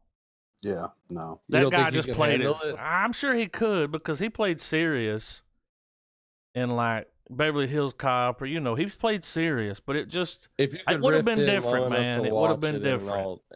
in an alternate universe, would you rift in long enough to watch it and be like, okay, I'll watch it? Just for the sheer curiosity? Not interested. And I love Eddie Murphy. But that's a good movie. I just like the way the dude played it. Dude, I Yeah. can't picture anyone but that guy playing that. Like Yeah. he looked like a detective. Well, I mean, he looked like would it just be Beverly Hills Cop with animated See, characters? and that's the thing. He played it straight as Axel, but he was still funny and goofy. Yeah, you already are in the movie. Roger Rabbit is so goddamn goofy. You need that straight lead to like tone him down a bit. Like you Yeah, can't have two. Like yeah. it just And see, wasn't. You know, the chemistry would have been off. yeah, and the only time that he really goes goofy is right at the end, and he's Yeah. doing that to get out of like everybody dying and him ripping the hole through Toontown and all that stuff. You know what I mean? So it's like, yeah. I mean, if I could blip into an alternate universe And just to see watch that it. movie, that wouldn't be the first thing that I would watch. I'll say that. Okay. That answers Would you a rather more see question though. Yeah. Eddie Murphy and Who Framed Roger Rabbit or Will Smith playing Neo? Will Smith. Yeah. I think I know the movie we would all see, and that would be that goddamn Nick Cage Superman movie. Yeah. Oh yeah, the one that Kevin Smith wrote. Even if it's for shits and giggles. Didn't Kevin Smith write that movie? Is that the one? Tim Burton. Tim I Burton. think he Okay. traded it. He worked No, on it. Tim Burton was going to direct it, and I think Kevin Smith was over the script. How come we never got that? Why didn't that happen? Look at the people that they let play Batman. Well, I think what it came down to was the guy that was over the studio or over that specific property at that time. Because when you watch that documentary about Superman Lives, Mm-hmm. Kevin Smith goes into detail about it. Like he was so hard to work with that nobody really wanted to, you know. I would like to see that movie. Did y'all see Nick Cage getting fitted in the costume? I watched that documentary. Yeah, I Seeing him watched get it. fitted for that weird looking like futuristic Superman Yeah. suit. And him with long hair and all Yeah. that stuff. I mean, it's such an oddity that it would be a shame. I would not have liked to have see seen it. Tim Burton's take on it because, dude, he gave us fucking Batman and Batman Returns. Like, Well, a couple of years ago, they released a lot of the concept art for it, yeah, and it looked amazing. Just the concept art for it. So it's like if they could have successfully taken the concept art and transitioned it into the big screen, then it would have been weird, but in that Tim Burton yeah, that dark. way. Yeah, I'd love to see it. yeah. The ship has sailed. Don't look over your shoulder. What's his name? Nick Cage was a huge Superman fan. I think he owns one of those Action Comics. Was it number 5? What is it? It's number one. Number 1. He owns that comic book. Yeah. He bought a bunch of comic books. Like he was a nerd, dude. Yeah, he's a fan. And he got so close to playing Superman, he was fitted for the costume. Yeah. And they were taking test shots. And it's just amazing that a movie can make it that far, and then they're just like, nope, Yeah. pull the plug. Well, imagine how many's out there that we don't even know about. Right. Like I don't even want to think about it because it probably make you sick. I don't know. Of what could've been. Just look at Del Toro's abandoned script ideas. Yeah. That'll make you sad. He's got a even bunch. Yeah, I agree. Look at this. Look at I know this we addressed it fan in a art. previous episode, but there's a link somewhere. Let me hear what y'all think about that fan art. Movie news. I think he could play Wolverine, dude. I'm okay with it. But he plays such a good Frank Castle though. If you go to the page and look at him, the hair looks a little. I feel like it'd be a little Cheesy. longer and like not combed Yeah. and shit. You know, just the cigar's for Wild. sure not real. But Yeah. he could do it. He could. I mean, I'm not denying. All right, let I'm me just throw some saying, more movie news at you. He was a good Punisher. in my Bruce opinion. Willis was the third choice to play Bill in Kill Bill. Mm. Would have been a different movie. It would have been a shitty movie. Yeah, right. Let's see if we give us the second because it just says that. Let me see. Yeah, because like what the fuck? Who was number 2? Was it? Hey, it's so weird. It would have been, Travolta? Bobcat. Would have been Bobcat. Kill Bill. You use the 5-point exploding hack technique. You know who they could have picked that would have been interesting? Christopher Walken. So, you came here to kill me on my wedding day. But you know what I mean? That Like was I do. perfect, dude. Bill's performance at the end of that movie is so low key. Yeah. You know what I mean? And he has the ability to play low key. And make that tension fucking thick as fuck, dude. Yeah, so I mean, yeah, No, oh god, I just realized I remember how he died. yeah. They found me in a closet, rope around my neck.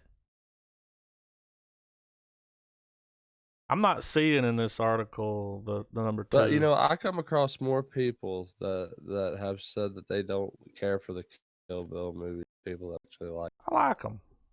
I mean, no shame on them. My wife's one of them, but Yeah. I mean, It's I not my thought Kill go-to Bill- Tarantino movie. That's for I sure. thought Kill Bill. I thought that was one of the best stories the motherfuckers ever made. Yeah. Okay. A you lot of can't- people don't like Jackie Brown. Yeah. Oh yeah. That's the black sheep of the Tarantino family is Jackie Brown. Jackie No pun Brown was a intended. hard watch. I won't Yeah, lie. see? It's Yeah. Harder, a hell of a lot harder than the Hateful Eight.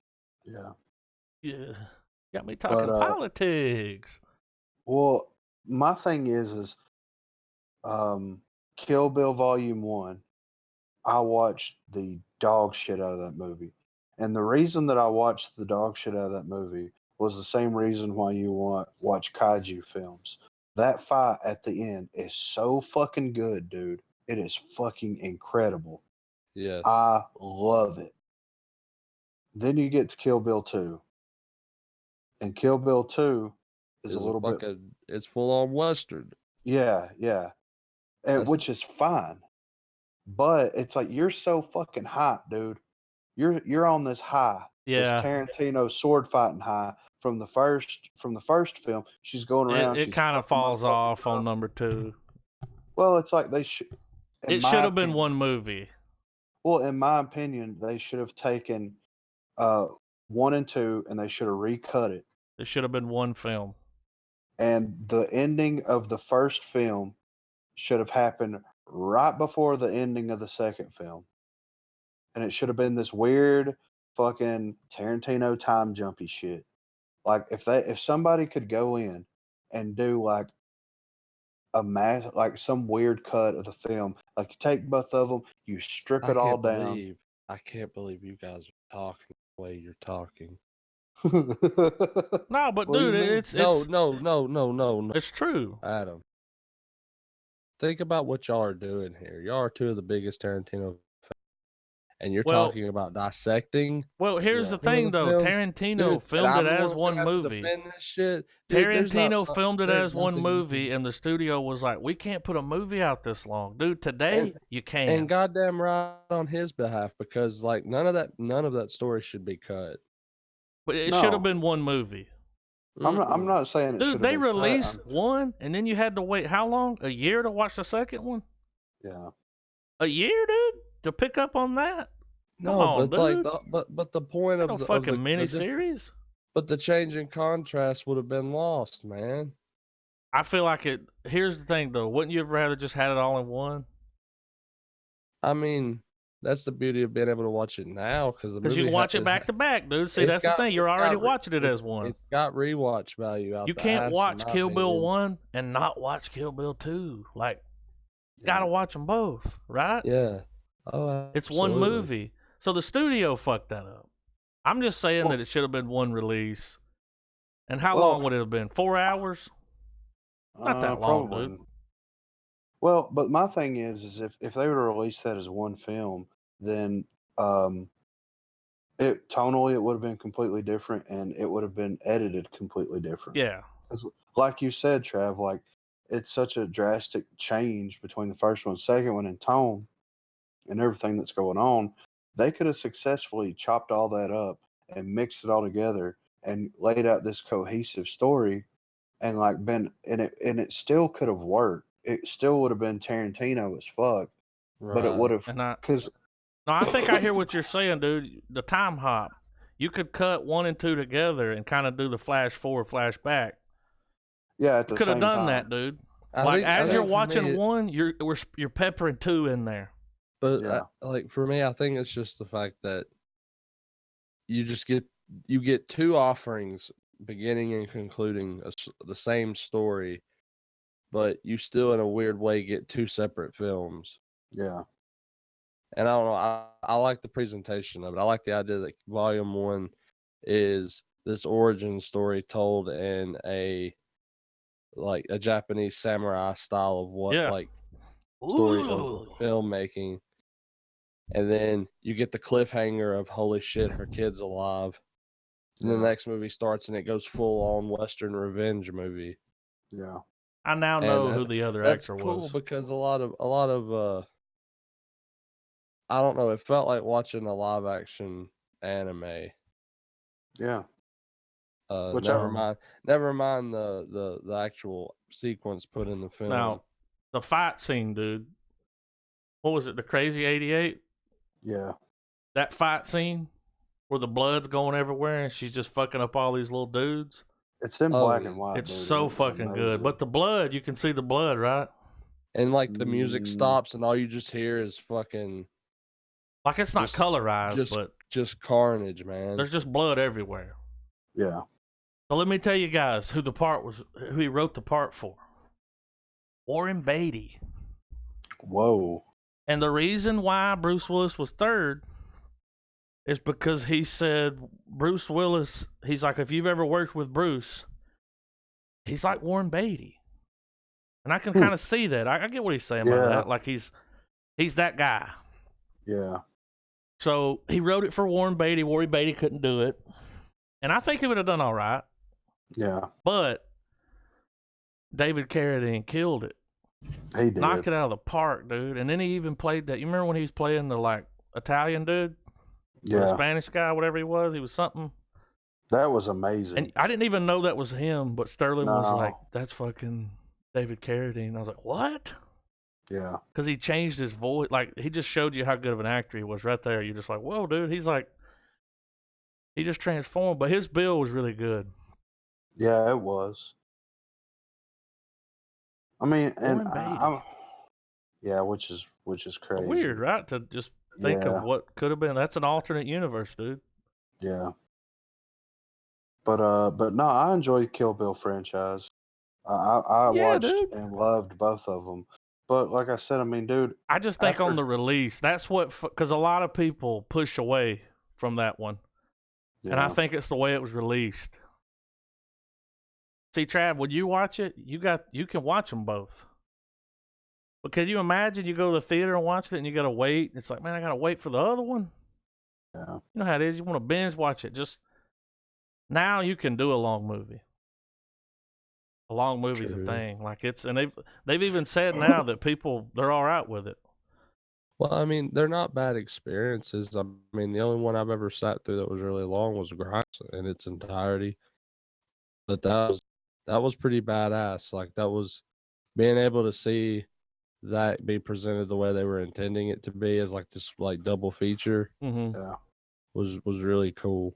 It would have came in like 10 minutes under 4 hours. And it was that was If a they did 'em really both fucking together, long 'cause- day. That was literally all I did that day. Like woke up, we went to the theater and fucking Grindhouse? that was it. Yeah, dude. Well, with the Grindhouse though, that was like an experience. You got the trailers. It really was. It was, like, and that's what they were going cool. for. They were trying to recreate that Grindhouse experience. But look, dude, Kill Bill 1 is an hour and 52 minutes. Mm-hmm. Kill Bill 2 is 2 hours and 18 minutes. So Right. not that bad. The way it was presented, where I watched it is they did the trailers, and then you watched Did Planet they have an Terror. intermission?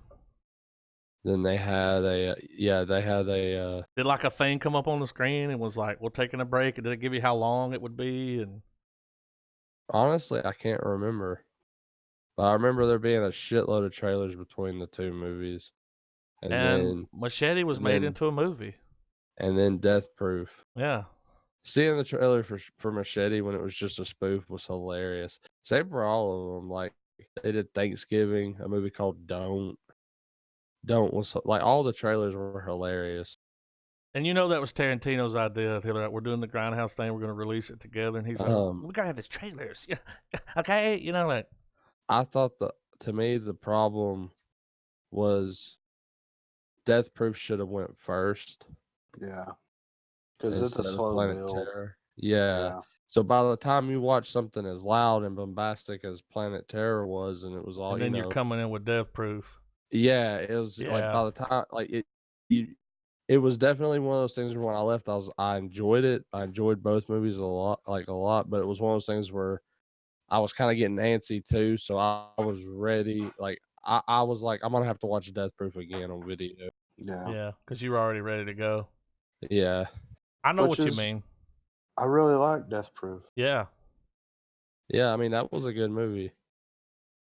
Could you imagine sitting through like a 4 hours and 10 minutes of Kill Bill?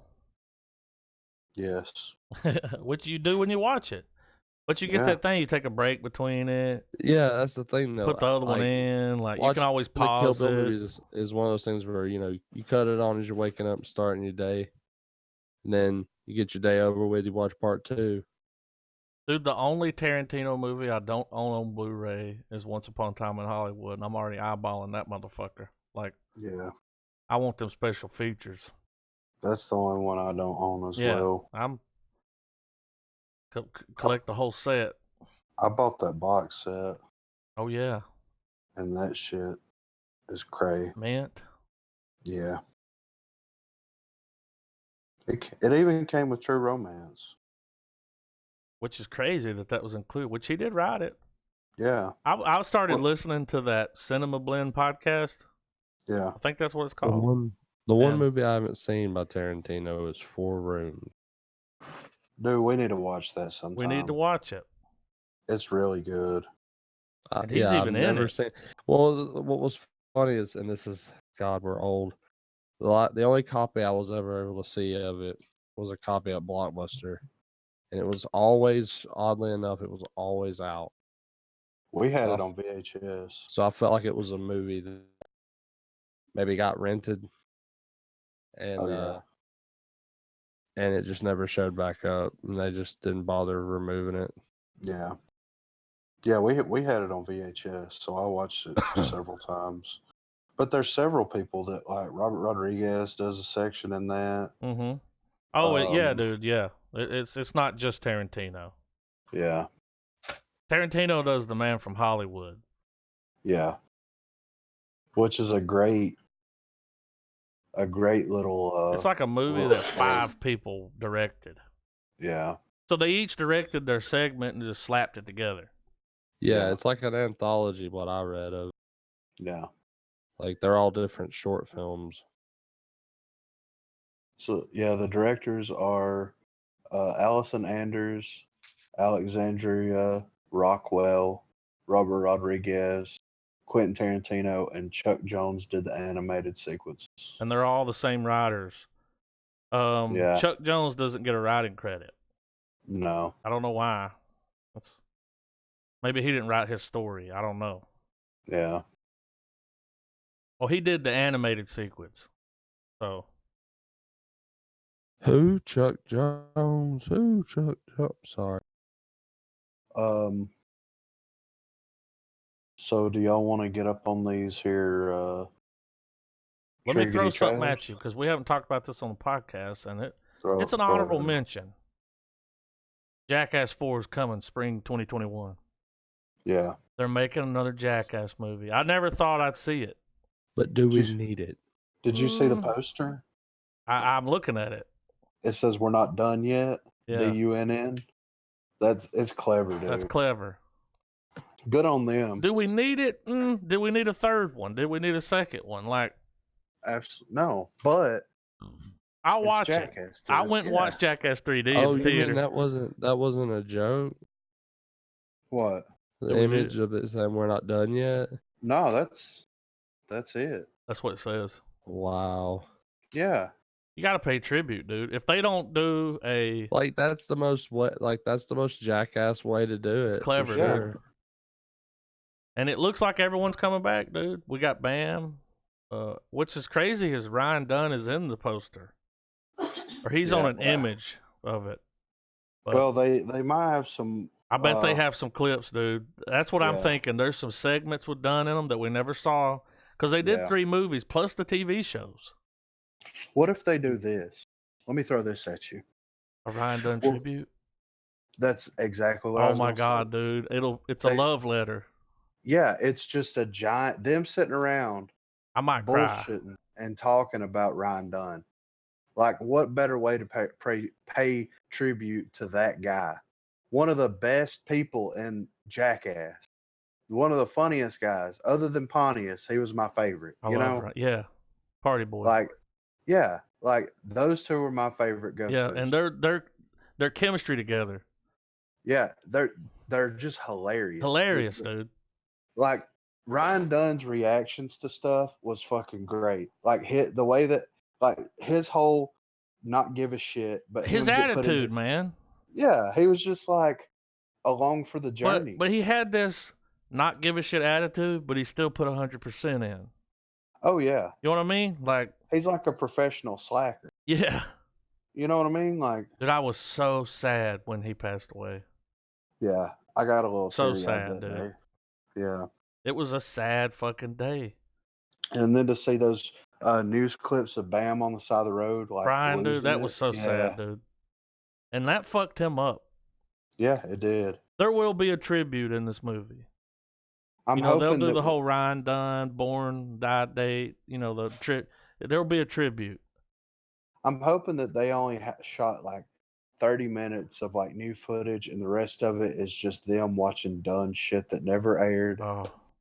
Like just him Because fucking there's a around. shitload of footage. Yeah, It was just stuff that wasn't worthy, but now that he's gone, like it's a fucking priceless treasure. yeah. And I that's just what thought we that was need. cool. We're not done yet. The poster tells you right there. Yeah. If they Like- go that route, like I totally Then down. it's worth just it. them. Yeah. So to be honest, I'm excited about it because I'll watch it for the nostalgia anyway, because like I mean I was a big fan of the shows growing up. Yeah, Like, I've been watching Jackass since day one. Like Yeah, MTV. Was it MTV? yeah. Yeah, MTV2. yeah. it All was the like Jackass, dude. it was really the last bastion of the more edgier side of MTV. Yeah. Yeah. Yeah, I've got all the movies on DVD. I've got the series on DVD. I'm a Yep. fan. Oh yeah, I've And, got the Wild Boys shows is box hilarious. set too, man. Yeah, that Yeah. was Well, even, The Wild even Boys was Big good Lou- because it had surprisingly Chris on worked. it. Like Yeah. him Well, and even fucking Big Lou Steve-O doing the dude. Watch that. Yeah. Is that a Bamagram? Watch that. When the episode where they put their hand in that ant glove Yeah. and then it swells up like 8 sizes bigger than you know what I mean? And they have to go to the hospital and get a shot. Like Like, here whoa, comes whoa, whoa. I wouldn't even know who Turbo Negro is if it wasn't for right. the Wild Boys. But yeah, dude, it's awesome. I'm glad that the crew got back together. Yeah. And I think you're right, Griffin. It's been enough time. Enough time has passed to where they can sit down and reminisce and Yeah. tell stories be- about, Yeah. Well, I mean, because think about it. Johnny Knoxville can't do a lot of that shit. Bam's out of shape to do a lot of that shit. The only people that would be able to do that would be, Steve-O and Pontius and, whoever else, Aaron and the rest of the guys, Wee Man. Rab maybe. himself. Yeah, like, those guys would probably be able to do stuff, but they're still very recognizable. Oh yeah, So it's Wee like, Man. yeah. So you can't not, Don't let the legacy die. no. Jackass lives. We're not done yet, dude. That's clever. Guess what they have on YouTube? What they got? Well, it's in the corner. They have Wild Boys, and it's put under documentary. Like, you can watch it all? Well, it's like, here, I'll drop the link to it. It's in the corner. Like, it's only taken up, like, I don't know, a quarter of the screen, maybe. Mm-hmm. but it's the full episode. Oh yeah. So they did that to get around the copyright claim. Yeah. So I've posted in the trailer section. Kevin Spacey has apparently posted another bizarre, Did he? Oh my God, I'm excited to watch uh, this. another bizarre little. So we all He's watched the other one, right? like Where his he's cooking. Yeah. these little double speak videos he's been pumping out where you know he's saying something that means something to Oh, he's somebody. saying something. Where'd you post it? At the bottom? Yeah, Yeah. it's only under a minute. Let's watch this before we do trailers Yeah. because I'm Yeah. sure we're going to Oh, talk it's a about little something. Christmas thing. Yeah. Posted today. Ready when y'all are. All right, hang on. I gotta mute the audio. You ready, Griffin? 3, 2, 1, play.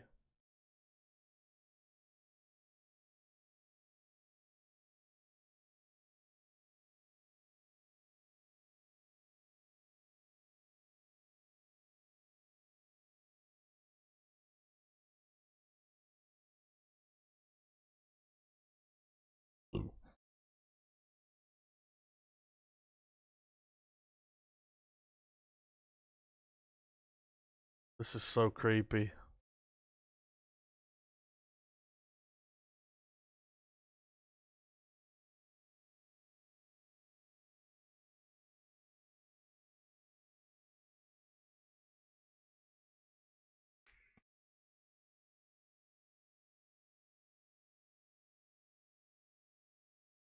Oh my God.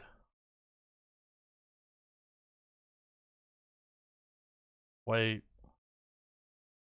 What the fuck, dude? Kevin Spacey's a genius. Besides all the allegations and Yeah, I stuff, mean, you know. he is a genius. Like him just owning whatever the fuck is going on with him. It's creepy in a Kevin Spacey kind of way. Do that voice. Yeah. Like, that ain't his Genius. voice. No. Hey, genius. I One of the hated to top see how it comments in played the out, but video. yeah, go ahead. This clarifies one thing for us. Kevin Spacey has no idea how to stoke an actual fire. He's trying his best, guys. Come on. I think there's a hidden meaning there, dude. He's stoking the fire. Like he's killing with kindness. Yeah, and he labels the video, he names it KTWK. Kill them with kindness. Whoa, whoa, whoa! All right, I'm ready for trailers, guys. We're gonna start at the top. Yeah, Alrighty. you beat me to it. What's saying alrighty? No, I was going to delete that one, Oh, but that's fine. sorry. It's good. Griffin, take the wheel. So which one are we watching? we've got A We'll start Quiet at the Place top. Part 2 trailer is coming New Year's Day. I'm guessing this is a teaser trailer. It's a It teaser. was dropped. It's like 30 seconds. Yeah. And here in the description, it says, following the deadly events at home, the Abbott family must now face the terrors of the outside world as they continue their fight for survival in silence. Forced to venture into the unknown, they quickly realize that the creatures that hunt by sound are not only threats that lurk beyond the sand path. So I'm guessing there's like people being fucking crazy. But we'll see. Let's check this teaser out, guys. Y'all ready? Alright. Yeah. 3, 2, 1, play. Walking the mile.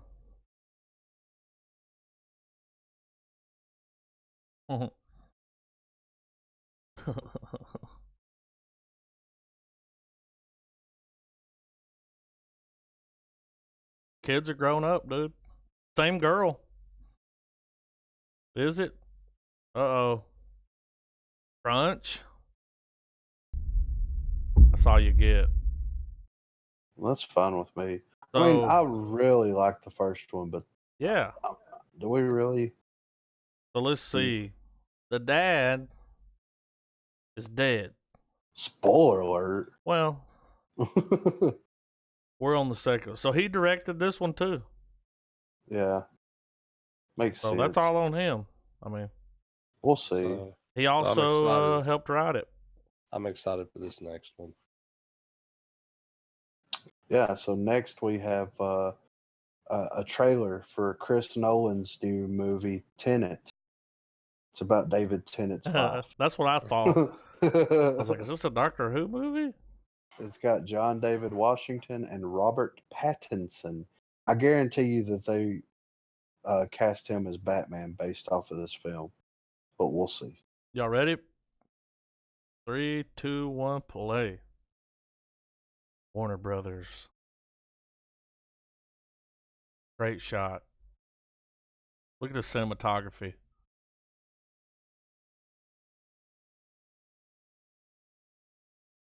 Let's see if Griffin picks it up, Trav. We watched this trailer together.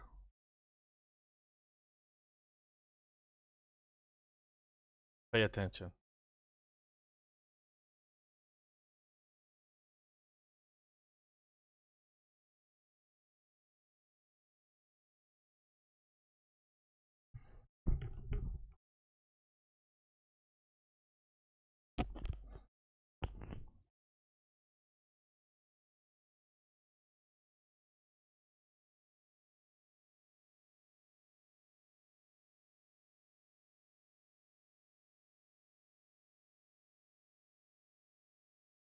Dramatic, dude.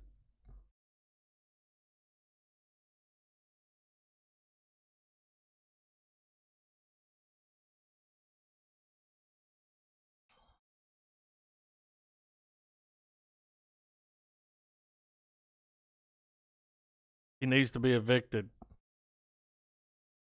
She shells by the seashore.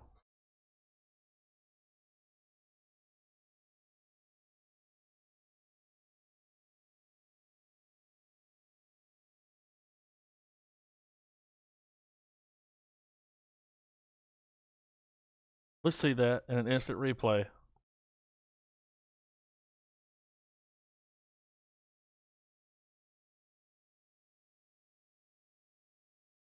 Here we go, right here, dude.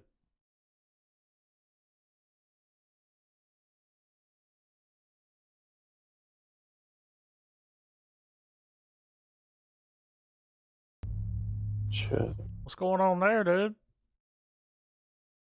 We got a long way to wait for that to come out. Little time travel happening there, though.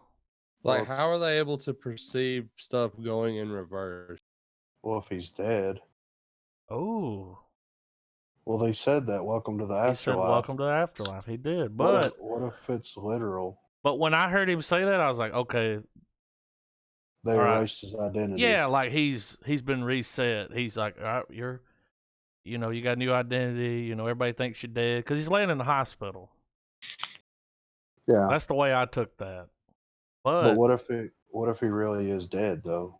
all Like, I know, they're gonna go literal with that and make it like a kind of a supernatural movie, Well, to a degree, because like I mean, in the vein of the Matrix. yeah, because think about it. Like 90% of the stuff when you saw something going on was in reverse, it right? was The trains were moving in reverse. The boat was moving them in going reverse. up the thing, Yeah, the wall that was in reverse.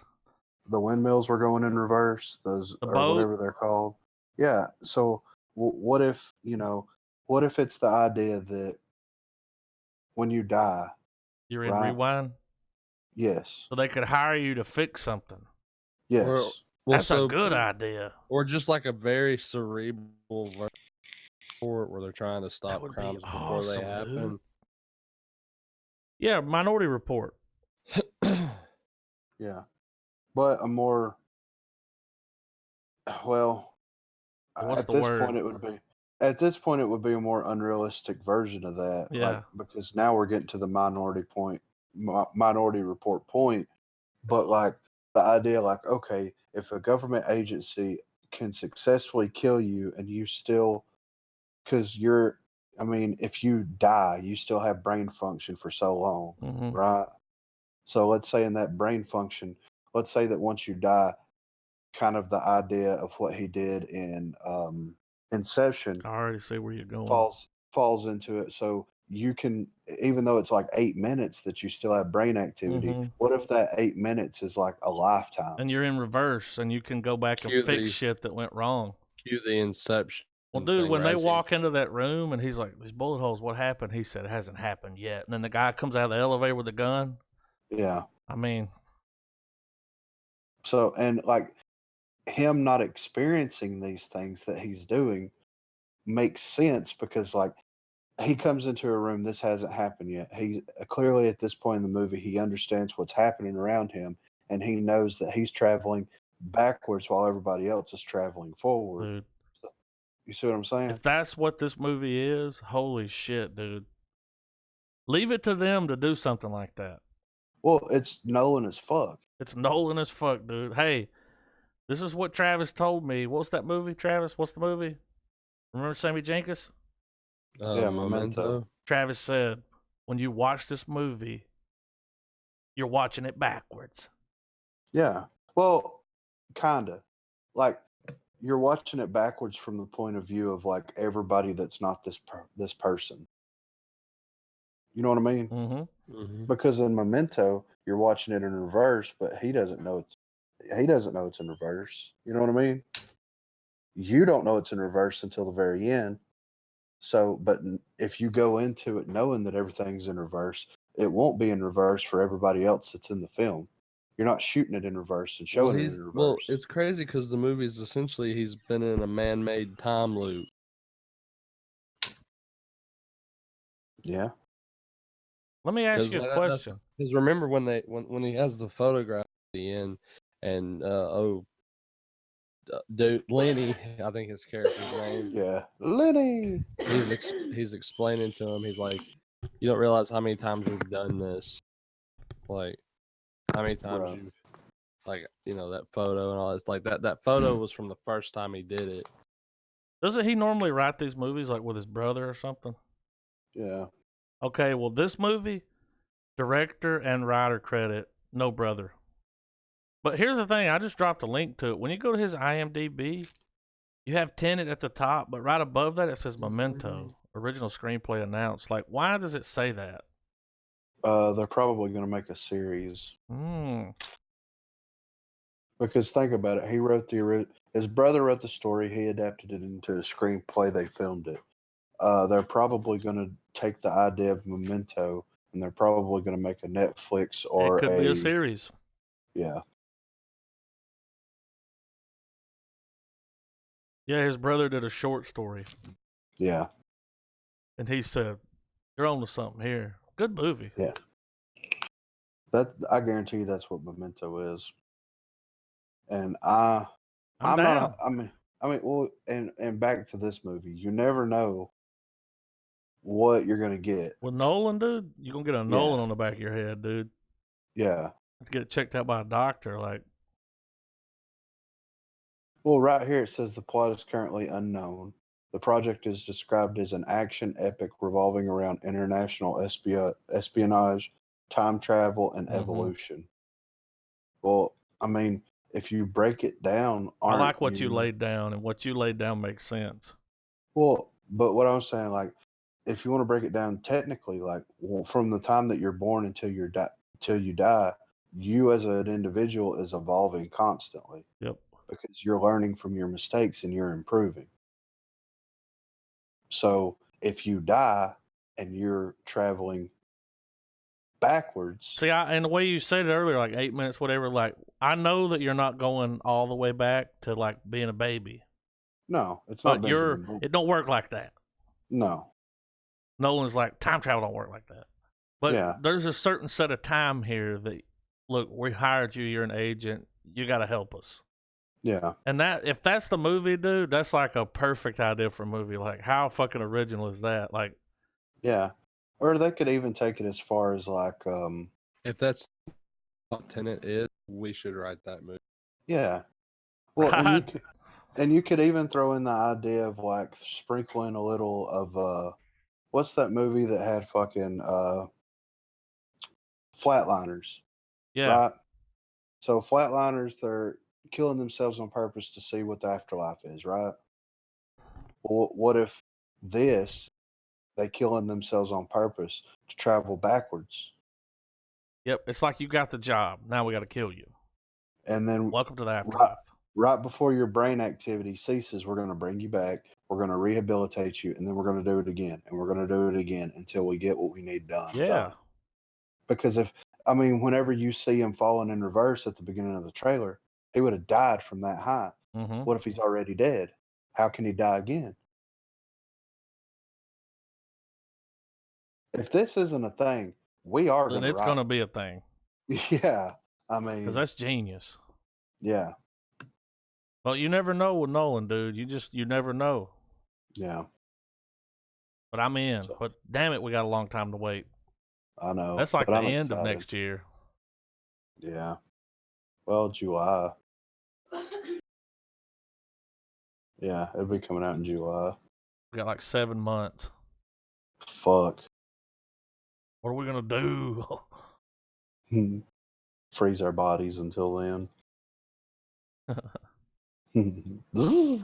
Like when you have All one right. of those remotes from Click. Yeah. So next we have The Woman in the Window. It's got Amy Adams and Gary Oldman. Oh. It's the upcoming psychological suspense thriller. The film features an agoraphobic child psychologist who befriends a neighbor across the street. But when the woman disappears, the psychologist suspects foul play. Gary Oldman in the role of a lifetime. Tippy Toes. Wasn't that the name of the movie? Something like, yeah. I'm glad y'all knew what I was talking about. Yeah. Are y'all ready? Oh, wait. Say it again. When I hear that sentence spoken, Gary Oldman in the role of a lifetime, I see You that picture him green. on his knees. Yeah, I see that green cover to the Yeah. film, and all right. Yeah, be a lot cooler if you did. Yeah. It's that cliche line in the role of a life. That trailer is something special. Yeah. I want a Simpsons movie where Gary Oldman plays Ned Flanders. He could do I'd it. watch it. Yeah. Howdy doodly, neighbor. But I'm ready for Woman in the Window. I actually just deleted it, but I dropped this trailer at 3 a.m. yesterday. Really? Yeah, and I didn't see yours up there. They had different thumbnails. Cause I'll go in here, look at the thumbnails, and be like, "It ain't here yet." Yeah. Everybody ready? You ready, Trav? Yep. Yep. 3, 2, 1, play. Gary Oldman, you know it's gonna be good.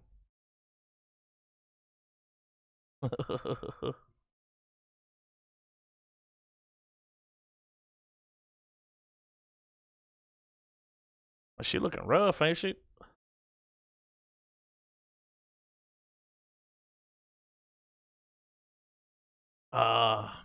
Scared to go outside. I feel that. Shit, I know how that is.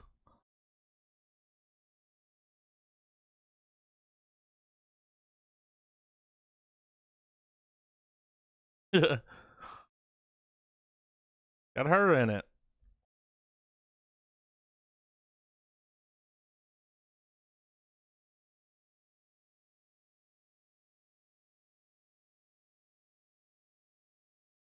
He looks creepy.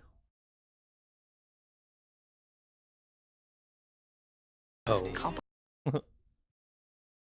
There's Gary Oldman looking old as fuck. Looking old man. What? Mm. That's the woman. That's the woman she was talking to. It's that guy from Us.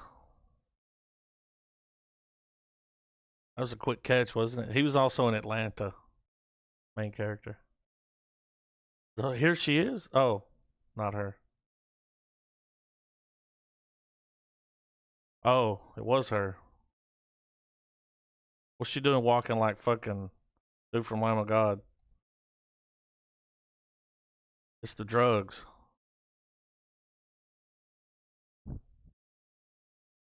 They're all actors.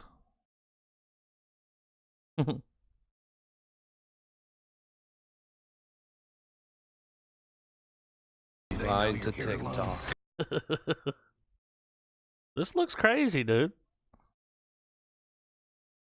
Oh, somebody's in the house.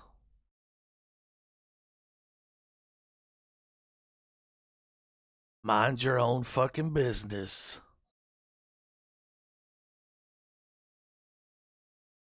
Looks like a fucking psychological thriller, dude. Yeah, I'm interested. I mean, hang on, I gotta see what's the category here. It's thriller, Let's probably. see.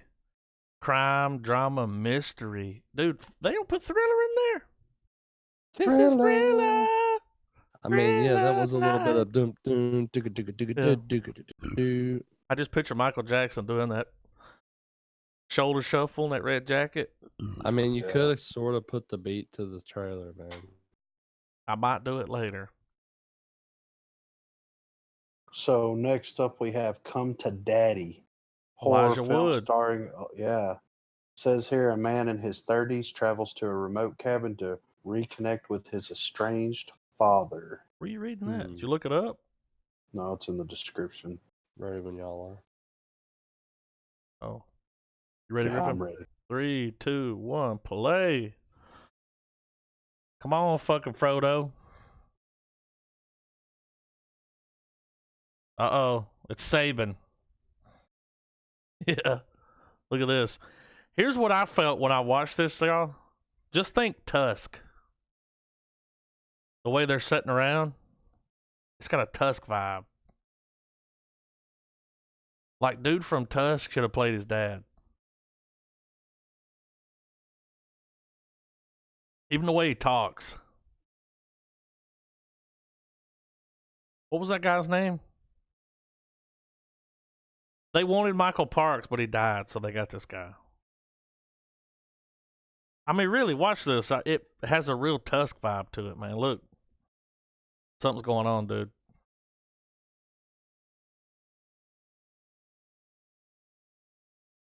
What sold me is the scene of them in front of the fireplace. I was like, oh, this looks like Tusk. Throw a rock at him, dude.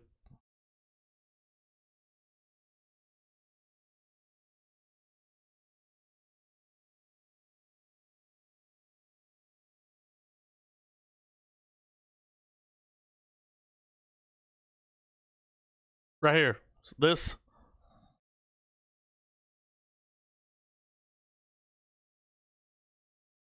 What's in there? A walrus costume? That tattoo looks stupid, dude. Why'd they put that there? Is that real? Does he really have that in real life? That's stupid if he does.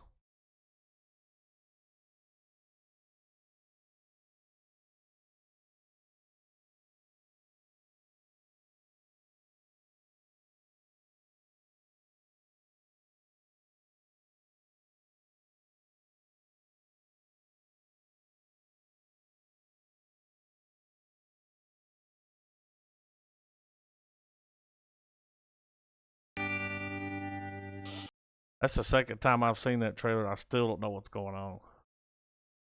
I want to watch it. That's all I know. What's happening? But can't y'all see Yeah. Michael Parks playing that part? Yeah. Yeah. Oh, yeah. Come to daddy. Wait, is that Ludacris? Yeah. Luda? Yeah. What's that shit on his face? Is that $120,000 banana? I don't know. This doesn't have a description, but it's John Henry starring Ludacris and Terry Crews. That's Terry Crews. I love him. That's why. Love him. He's a Bump, national. bump, bump, bump, power. Old Spice. I'm Let me know ready when you're for it. ready. You ready, Trav? Getting there. Luda. Yeah. 3, 2, 1, play. Rated R.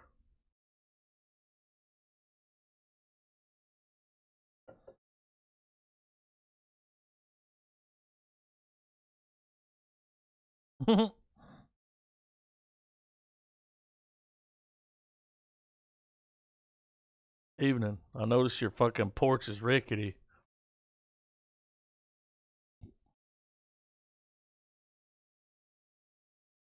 Did he say underlay? Is that Terry Crews? It is. Ooh, from the people that brought you Power Rangers. Dude, I've never heard him talk that deep.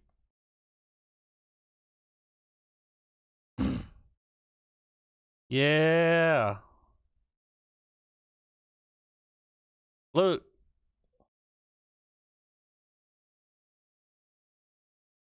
Ludacris is a gangster. What's that shit on his face, dude? What's happening? Oh, dude. Oh. If you don't know the story of John Henry, you're sleeping. They just shot the hinges off the door, dude. He's dead. And like that, Senor Bob is gone. I'm gonna rip that stupid shit off your face.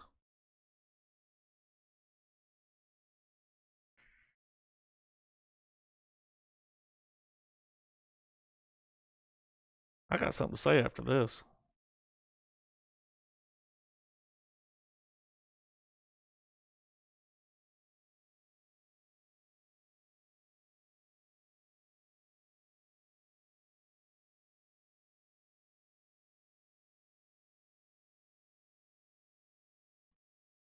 Here's what I gotta say, dude. Never seen Terry Crews play a lead. No, but I'm kind of I interested. gotta see what happens, dude. And I Yeah. get the John Henry thing. We all know the story Yeah. of John Henry. Yeah. Tall tale, you know, railroad spike driver, like beat the machine. Yeah. What if that's him? He's been alive for like 2,000 years. He's like, I'm John Henry. I'm gonna fuck Ludacris up. If they don't play Ludacris Get Back, you don't know me like that. During They're a fucking fight scene, sleeping. Yeah. they're sleeping So on it if they don't do that. let's rock this next bad boy. Another one I'm very excited 1917. for. Yeah. Yeah. We've been talking about it. I know I've mentioned it several times. Like, I want that World War One movie. Yeah. That's the movie I want to I think see. we're gonna get it. And I think we're about to get the Saving Private Ryan of World War One movies. And you know, we've seen these trailers before. They get this dude and they're like, "You got to save your brother. He's in But, this outfit." So we get that. But as we watch this trailer though, because I know we've watched before, We see some teasers and stuff. Yeah. we got to take into account now. This movie is supposed to be presented as a single shot though, so these cuts for the trailer, like the camera has reached. You know what I mean? That's Yeah. just that's got me so interested. Yeah. Wait, they're doing this single shot? This is supposed to be edited in a way that it's presented as a single shot, I'm in. a continuous shot. Y'all ready? 3, 2, 1, play.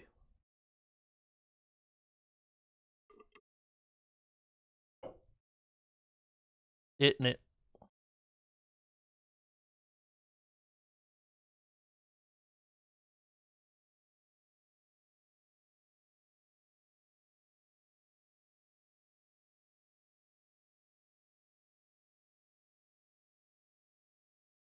A lot of pressure, dude.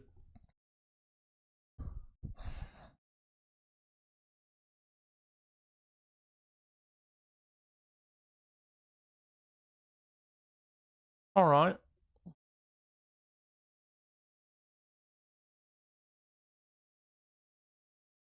Do this scene where he's running down the beach.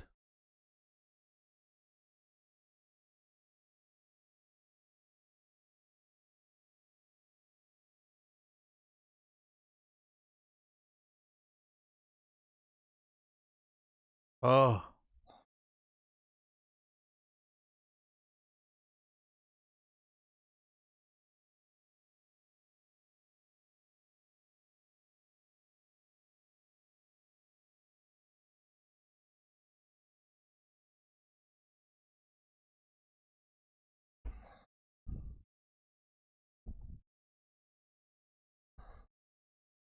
This shit looks amazing, dude.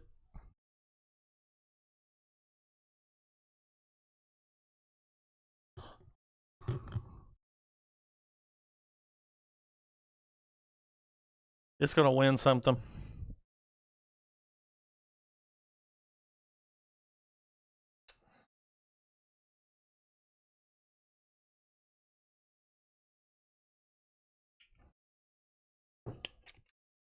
Oh my god. Which is why they picked him. It's personal. He's right here, dude. Him running, dude. Look at this. Oh. It looks amazing, dude.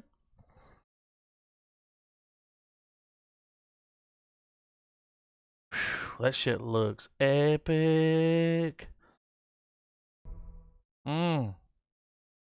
Yeah. That movie looks like it's gonna be a ride. This movie looks like it's gonna get Best Picture of the Year. I mean, the movie looks beautiful.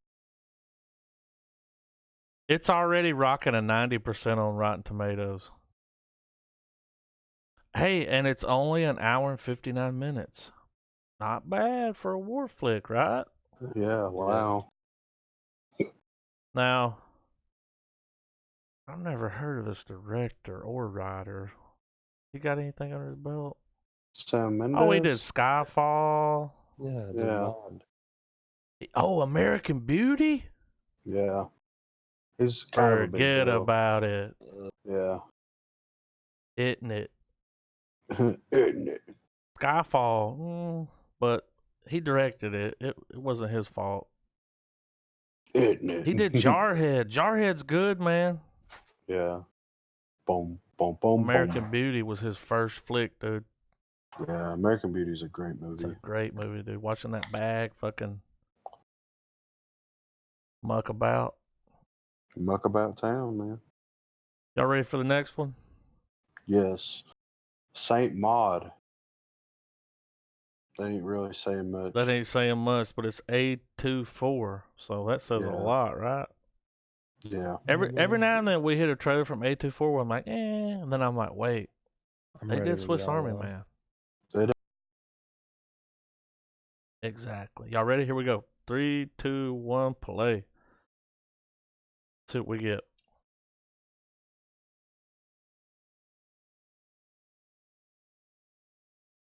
That's cool.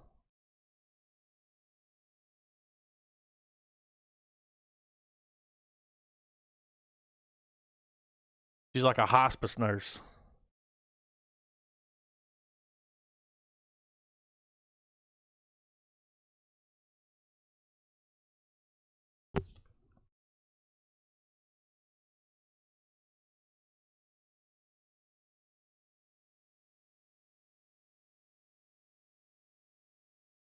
Weird orgasm.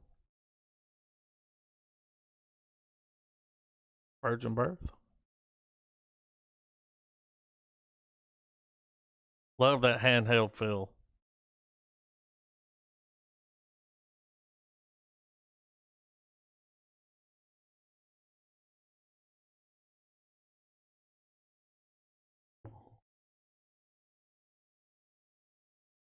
What's happening? What are they doing to her? They're making fun of her because she's religious? Oh, they are.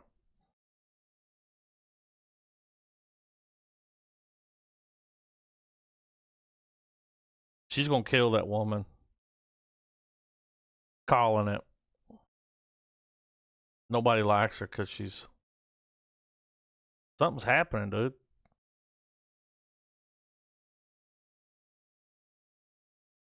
Wait.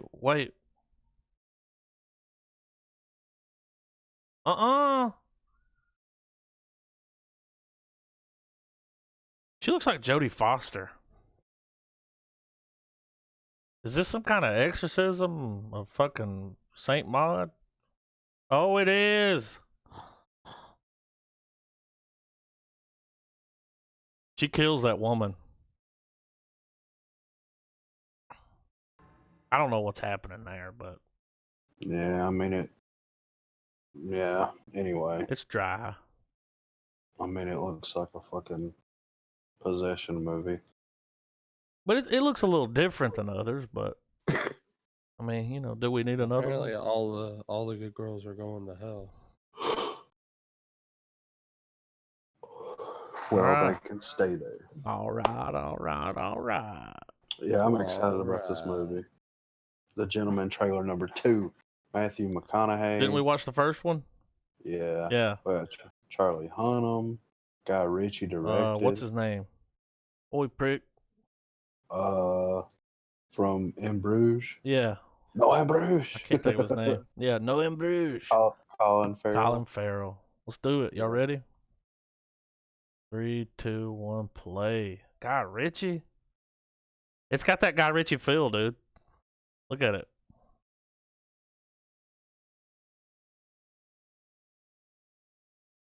I love Matthew McConaughey. Low and slow, dude.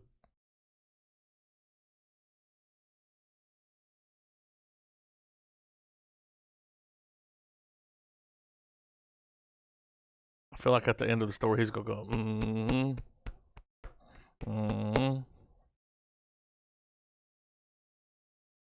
This has got a lock stock feel, dude. Like, big time. I mean, look at this. This is.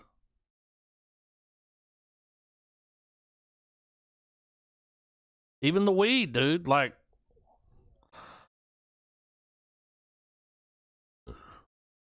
Mmm.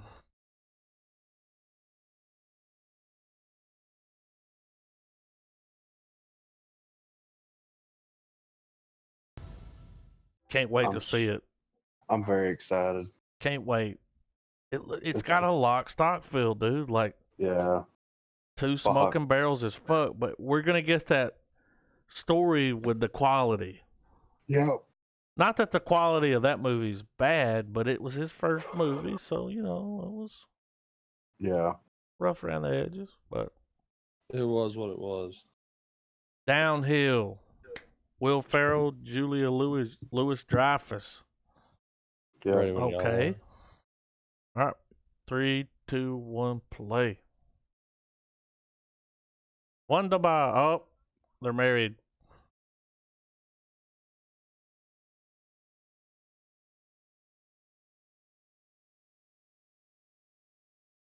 What's gonna happen? Is that Disney?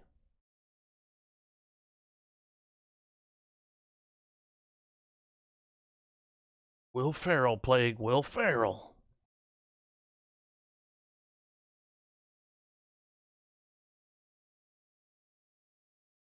He's a bummer, dude. Is this Groundhog Day? What? That ain't good. That ain't good. He just left his family sitting there.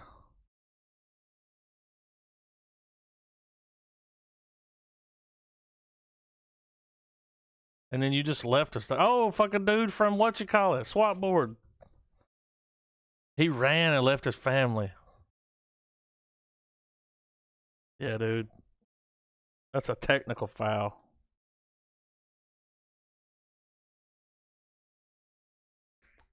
This song is fucking this trailer up for me.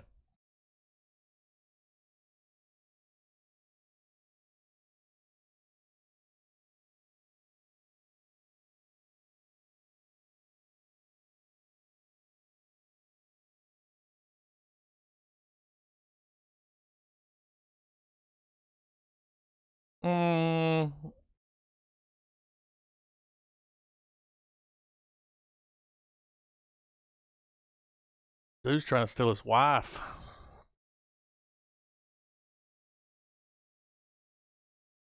Was he gonna go fucking...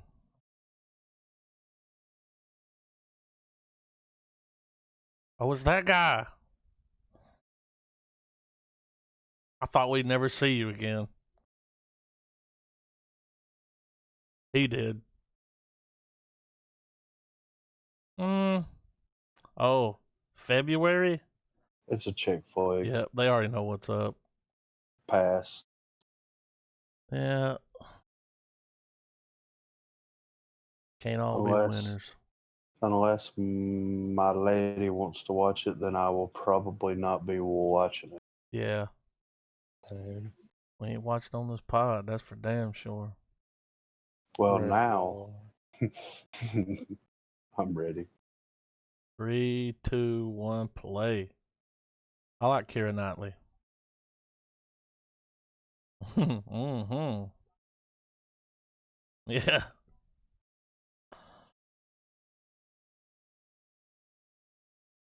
This is proper British. 1970.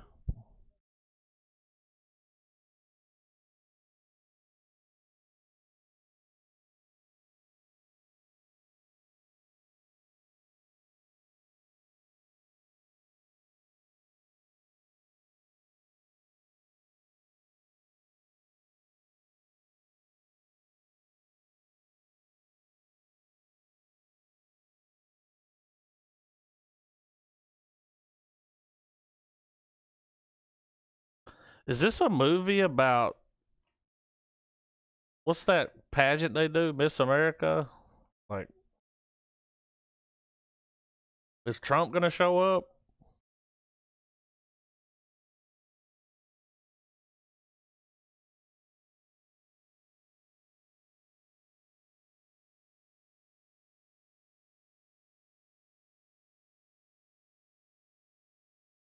Well, you got to take it there.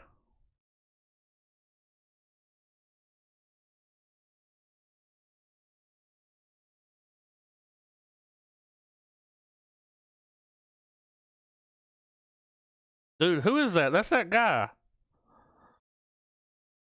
What's his name, dude? He's got shit on to look different. Hang on. I know that's him under that fucking right here. Hang on. Greg Kinnear. I was like, dude, why they put prosthetics on him? Like, oh, is it? Oh, that makes sense. Greg Kinnear's playing Bob Hope. Dude, he kind of looked like him. A young Bob Hope.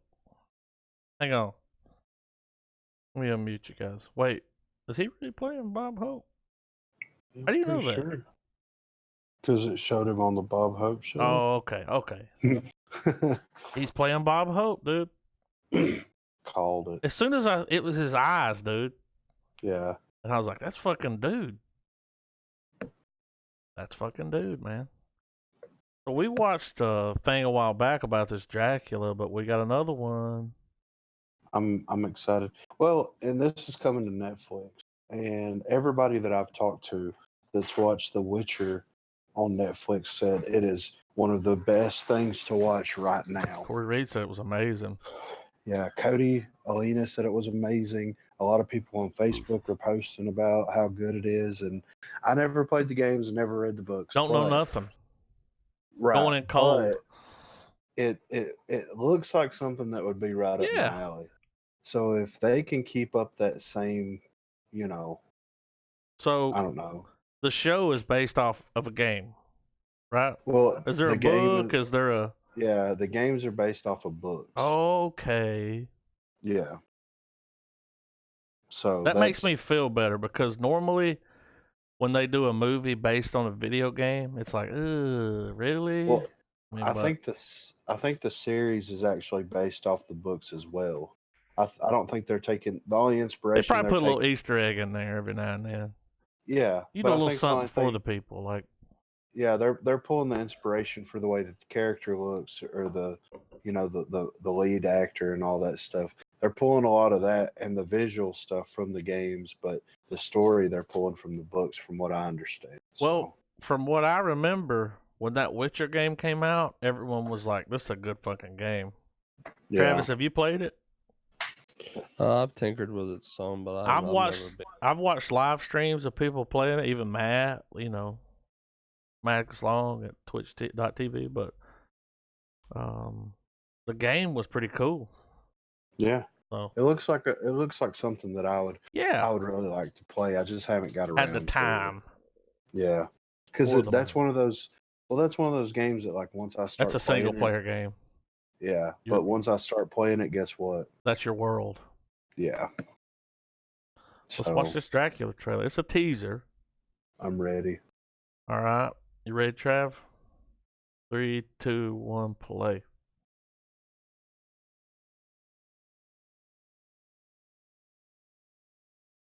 Look at that production value.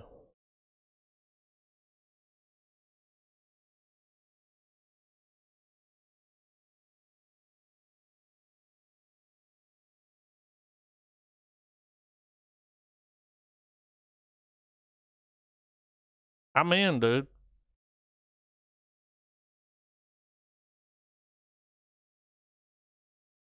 It looks good.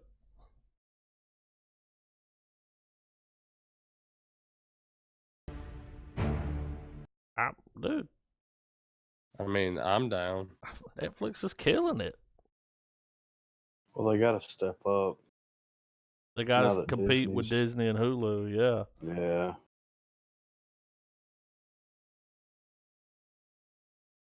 Well, what are we watching next week, guys? Well, I gotta Oh. throw this at you. Travis already knows. Jojo Rabbit and the Lighthouse are available. I vote Lighthouse. I have to back Adam on this. I would like to see the. But then we can come in behind that with Jojo Rabbit. But I Yeah, really want to see that Lighthouse movie. yeah, I'm Podlock, so I'm fine with that. Like 110%. yeah. 110%. Yeah. It's a Texas size 10-4. The Texas size 10-4. Yeah. Well, next week we're gonna watch the Lighthouse. We're gonna be coming back. It's gonna be episode 145. Yeah. The Lighthouse. Yeah. Y'all remember our predictions? We were like, it's him. He's the same person. There's a Yeah. twist. There's definitely a twist. Yeah. Calling it. Well, I'm very I excited to feel like watch this.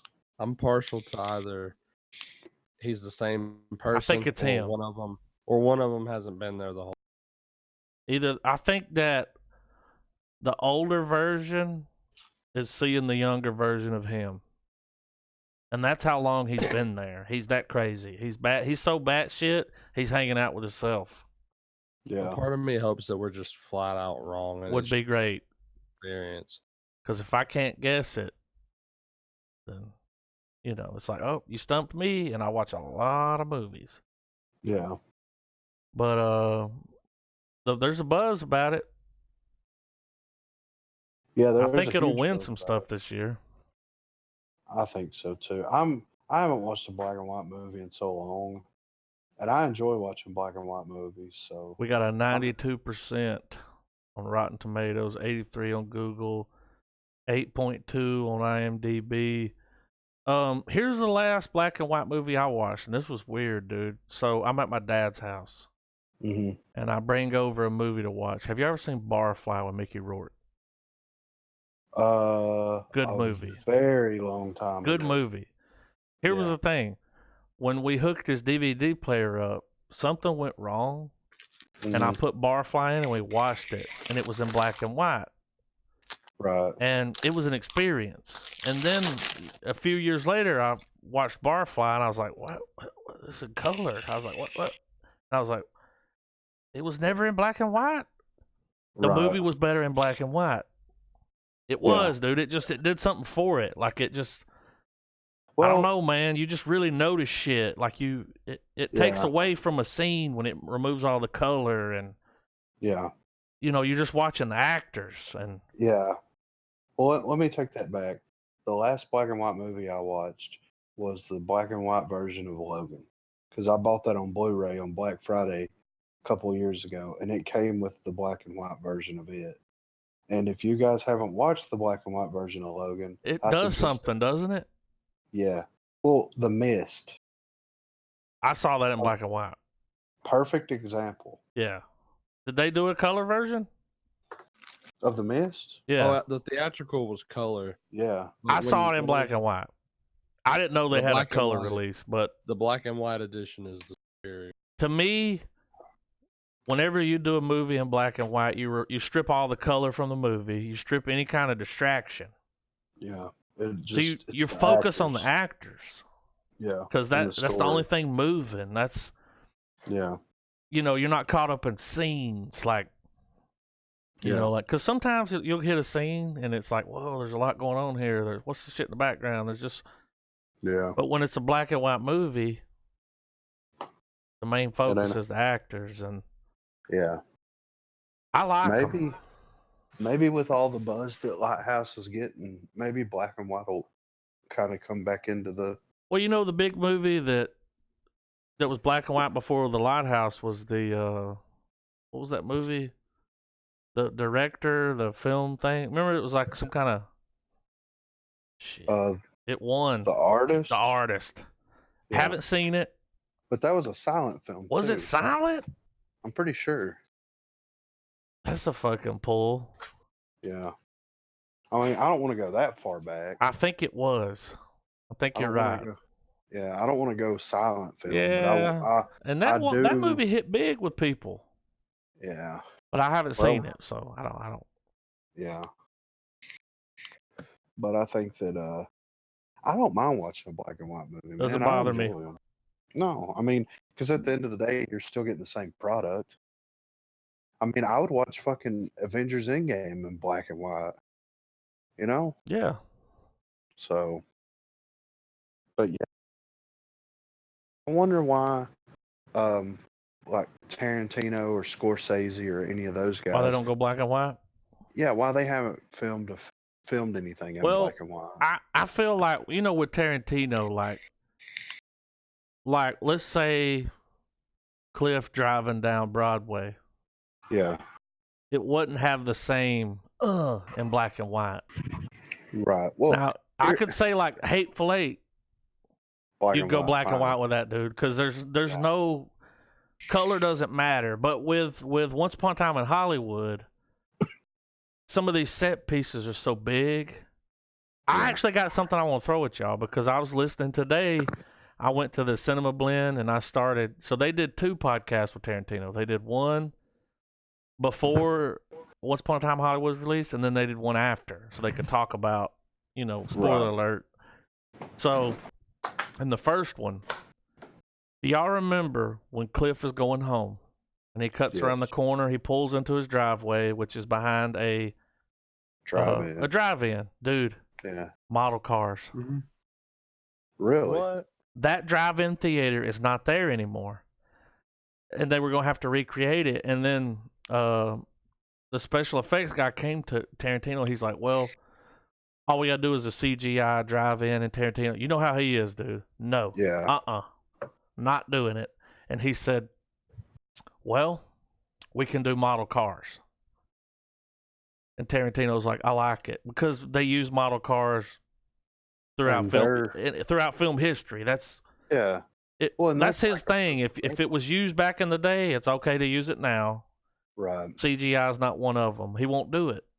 Yeah. So they Well, did that, man. That scene when the camera pans up over that screen, those are model cars, and they even made a few of them that could move. That's awesome. Look real to me. Yeah. Hey, it actually cost more to do that than it would have cost to do the CGI. Of course, But because Tarantino said, "Make it fucking happen, dude." Yeah. Well, and model cars that look real. Yeah. Well, here's one thing that I will say. Like, I thought that was a cool what- tidbit. Once Upon a Time in Hollywood had a very 60s feel. Mhm. You know, Django, Hateful Eight had a very spaghetti western feel to it. If he wrote like a gangster movie, Oh, he would probably film that in black and white because the majority of the gangster films came out in what, the 40s and 50s, Yeah. right? So, but imagine The Departed in black and white. oh, dude. You know what I mean? Well, dude, we have the ability to take a movie and drop it in a program and grayscale it. Yeah. So, The Departed does not need color to operate. Well, Casino and Goodfellas. Yeah. You know, Give it that full blown gangster vibe. Tarantino in the same interview was talking. I didn't finish it, but I got pretty good ways into it. He was talking about that Bounty Law. yeah, They actually shot the whole like intro / almost episode setup. He's like, wow, we shot a whole thing. right, He said, they spent all day. They did about 40 different sets. Like, and when you see Cliff driving on that highway in California, yeah, that's the highway. They shut wow, that bitch down for 1 hour. Jesus, That's what kind of pull he's got.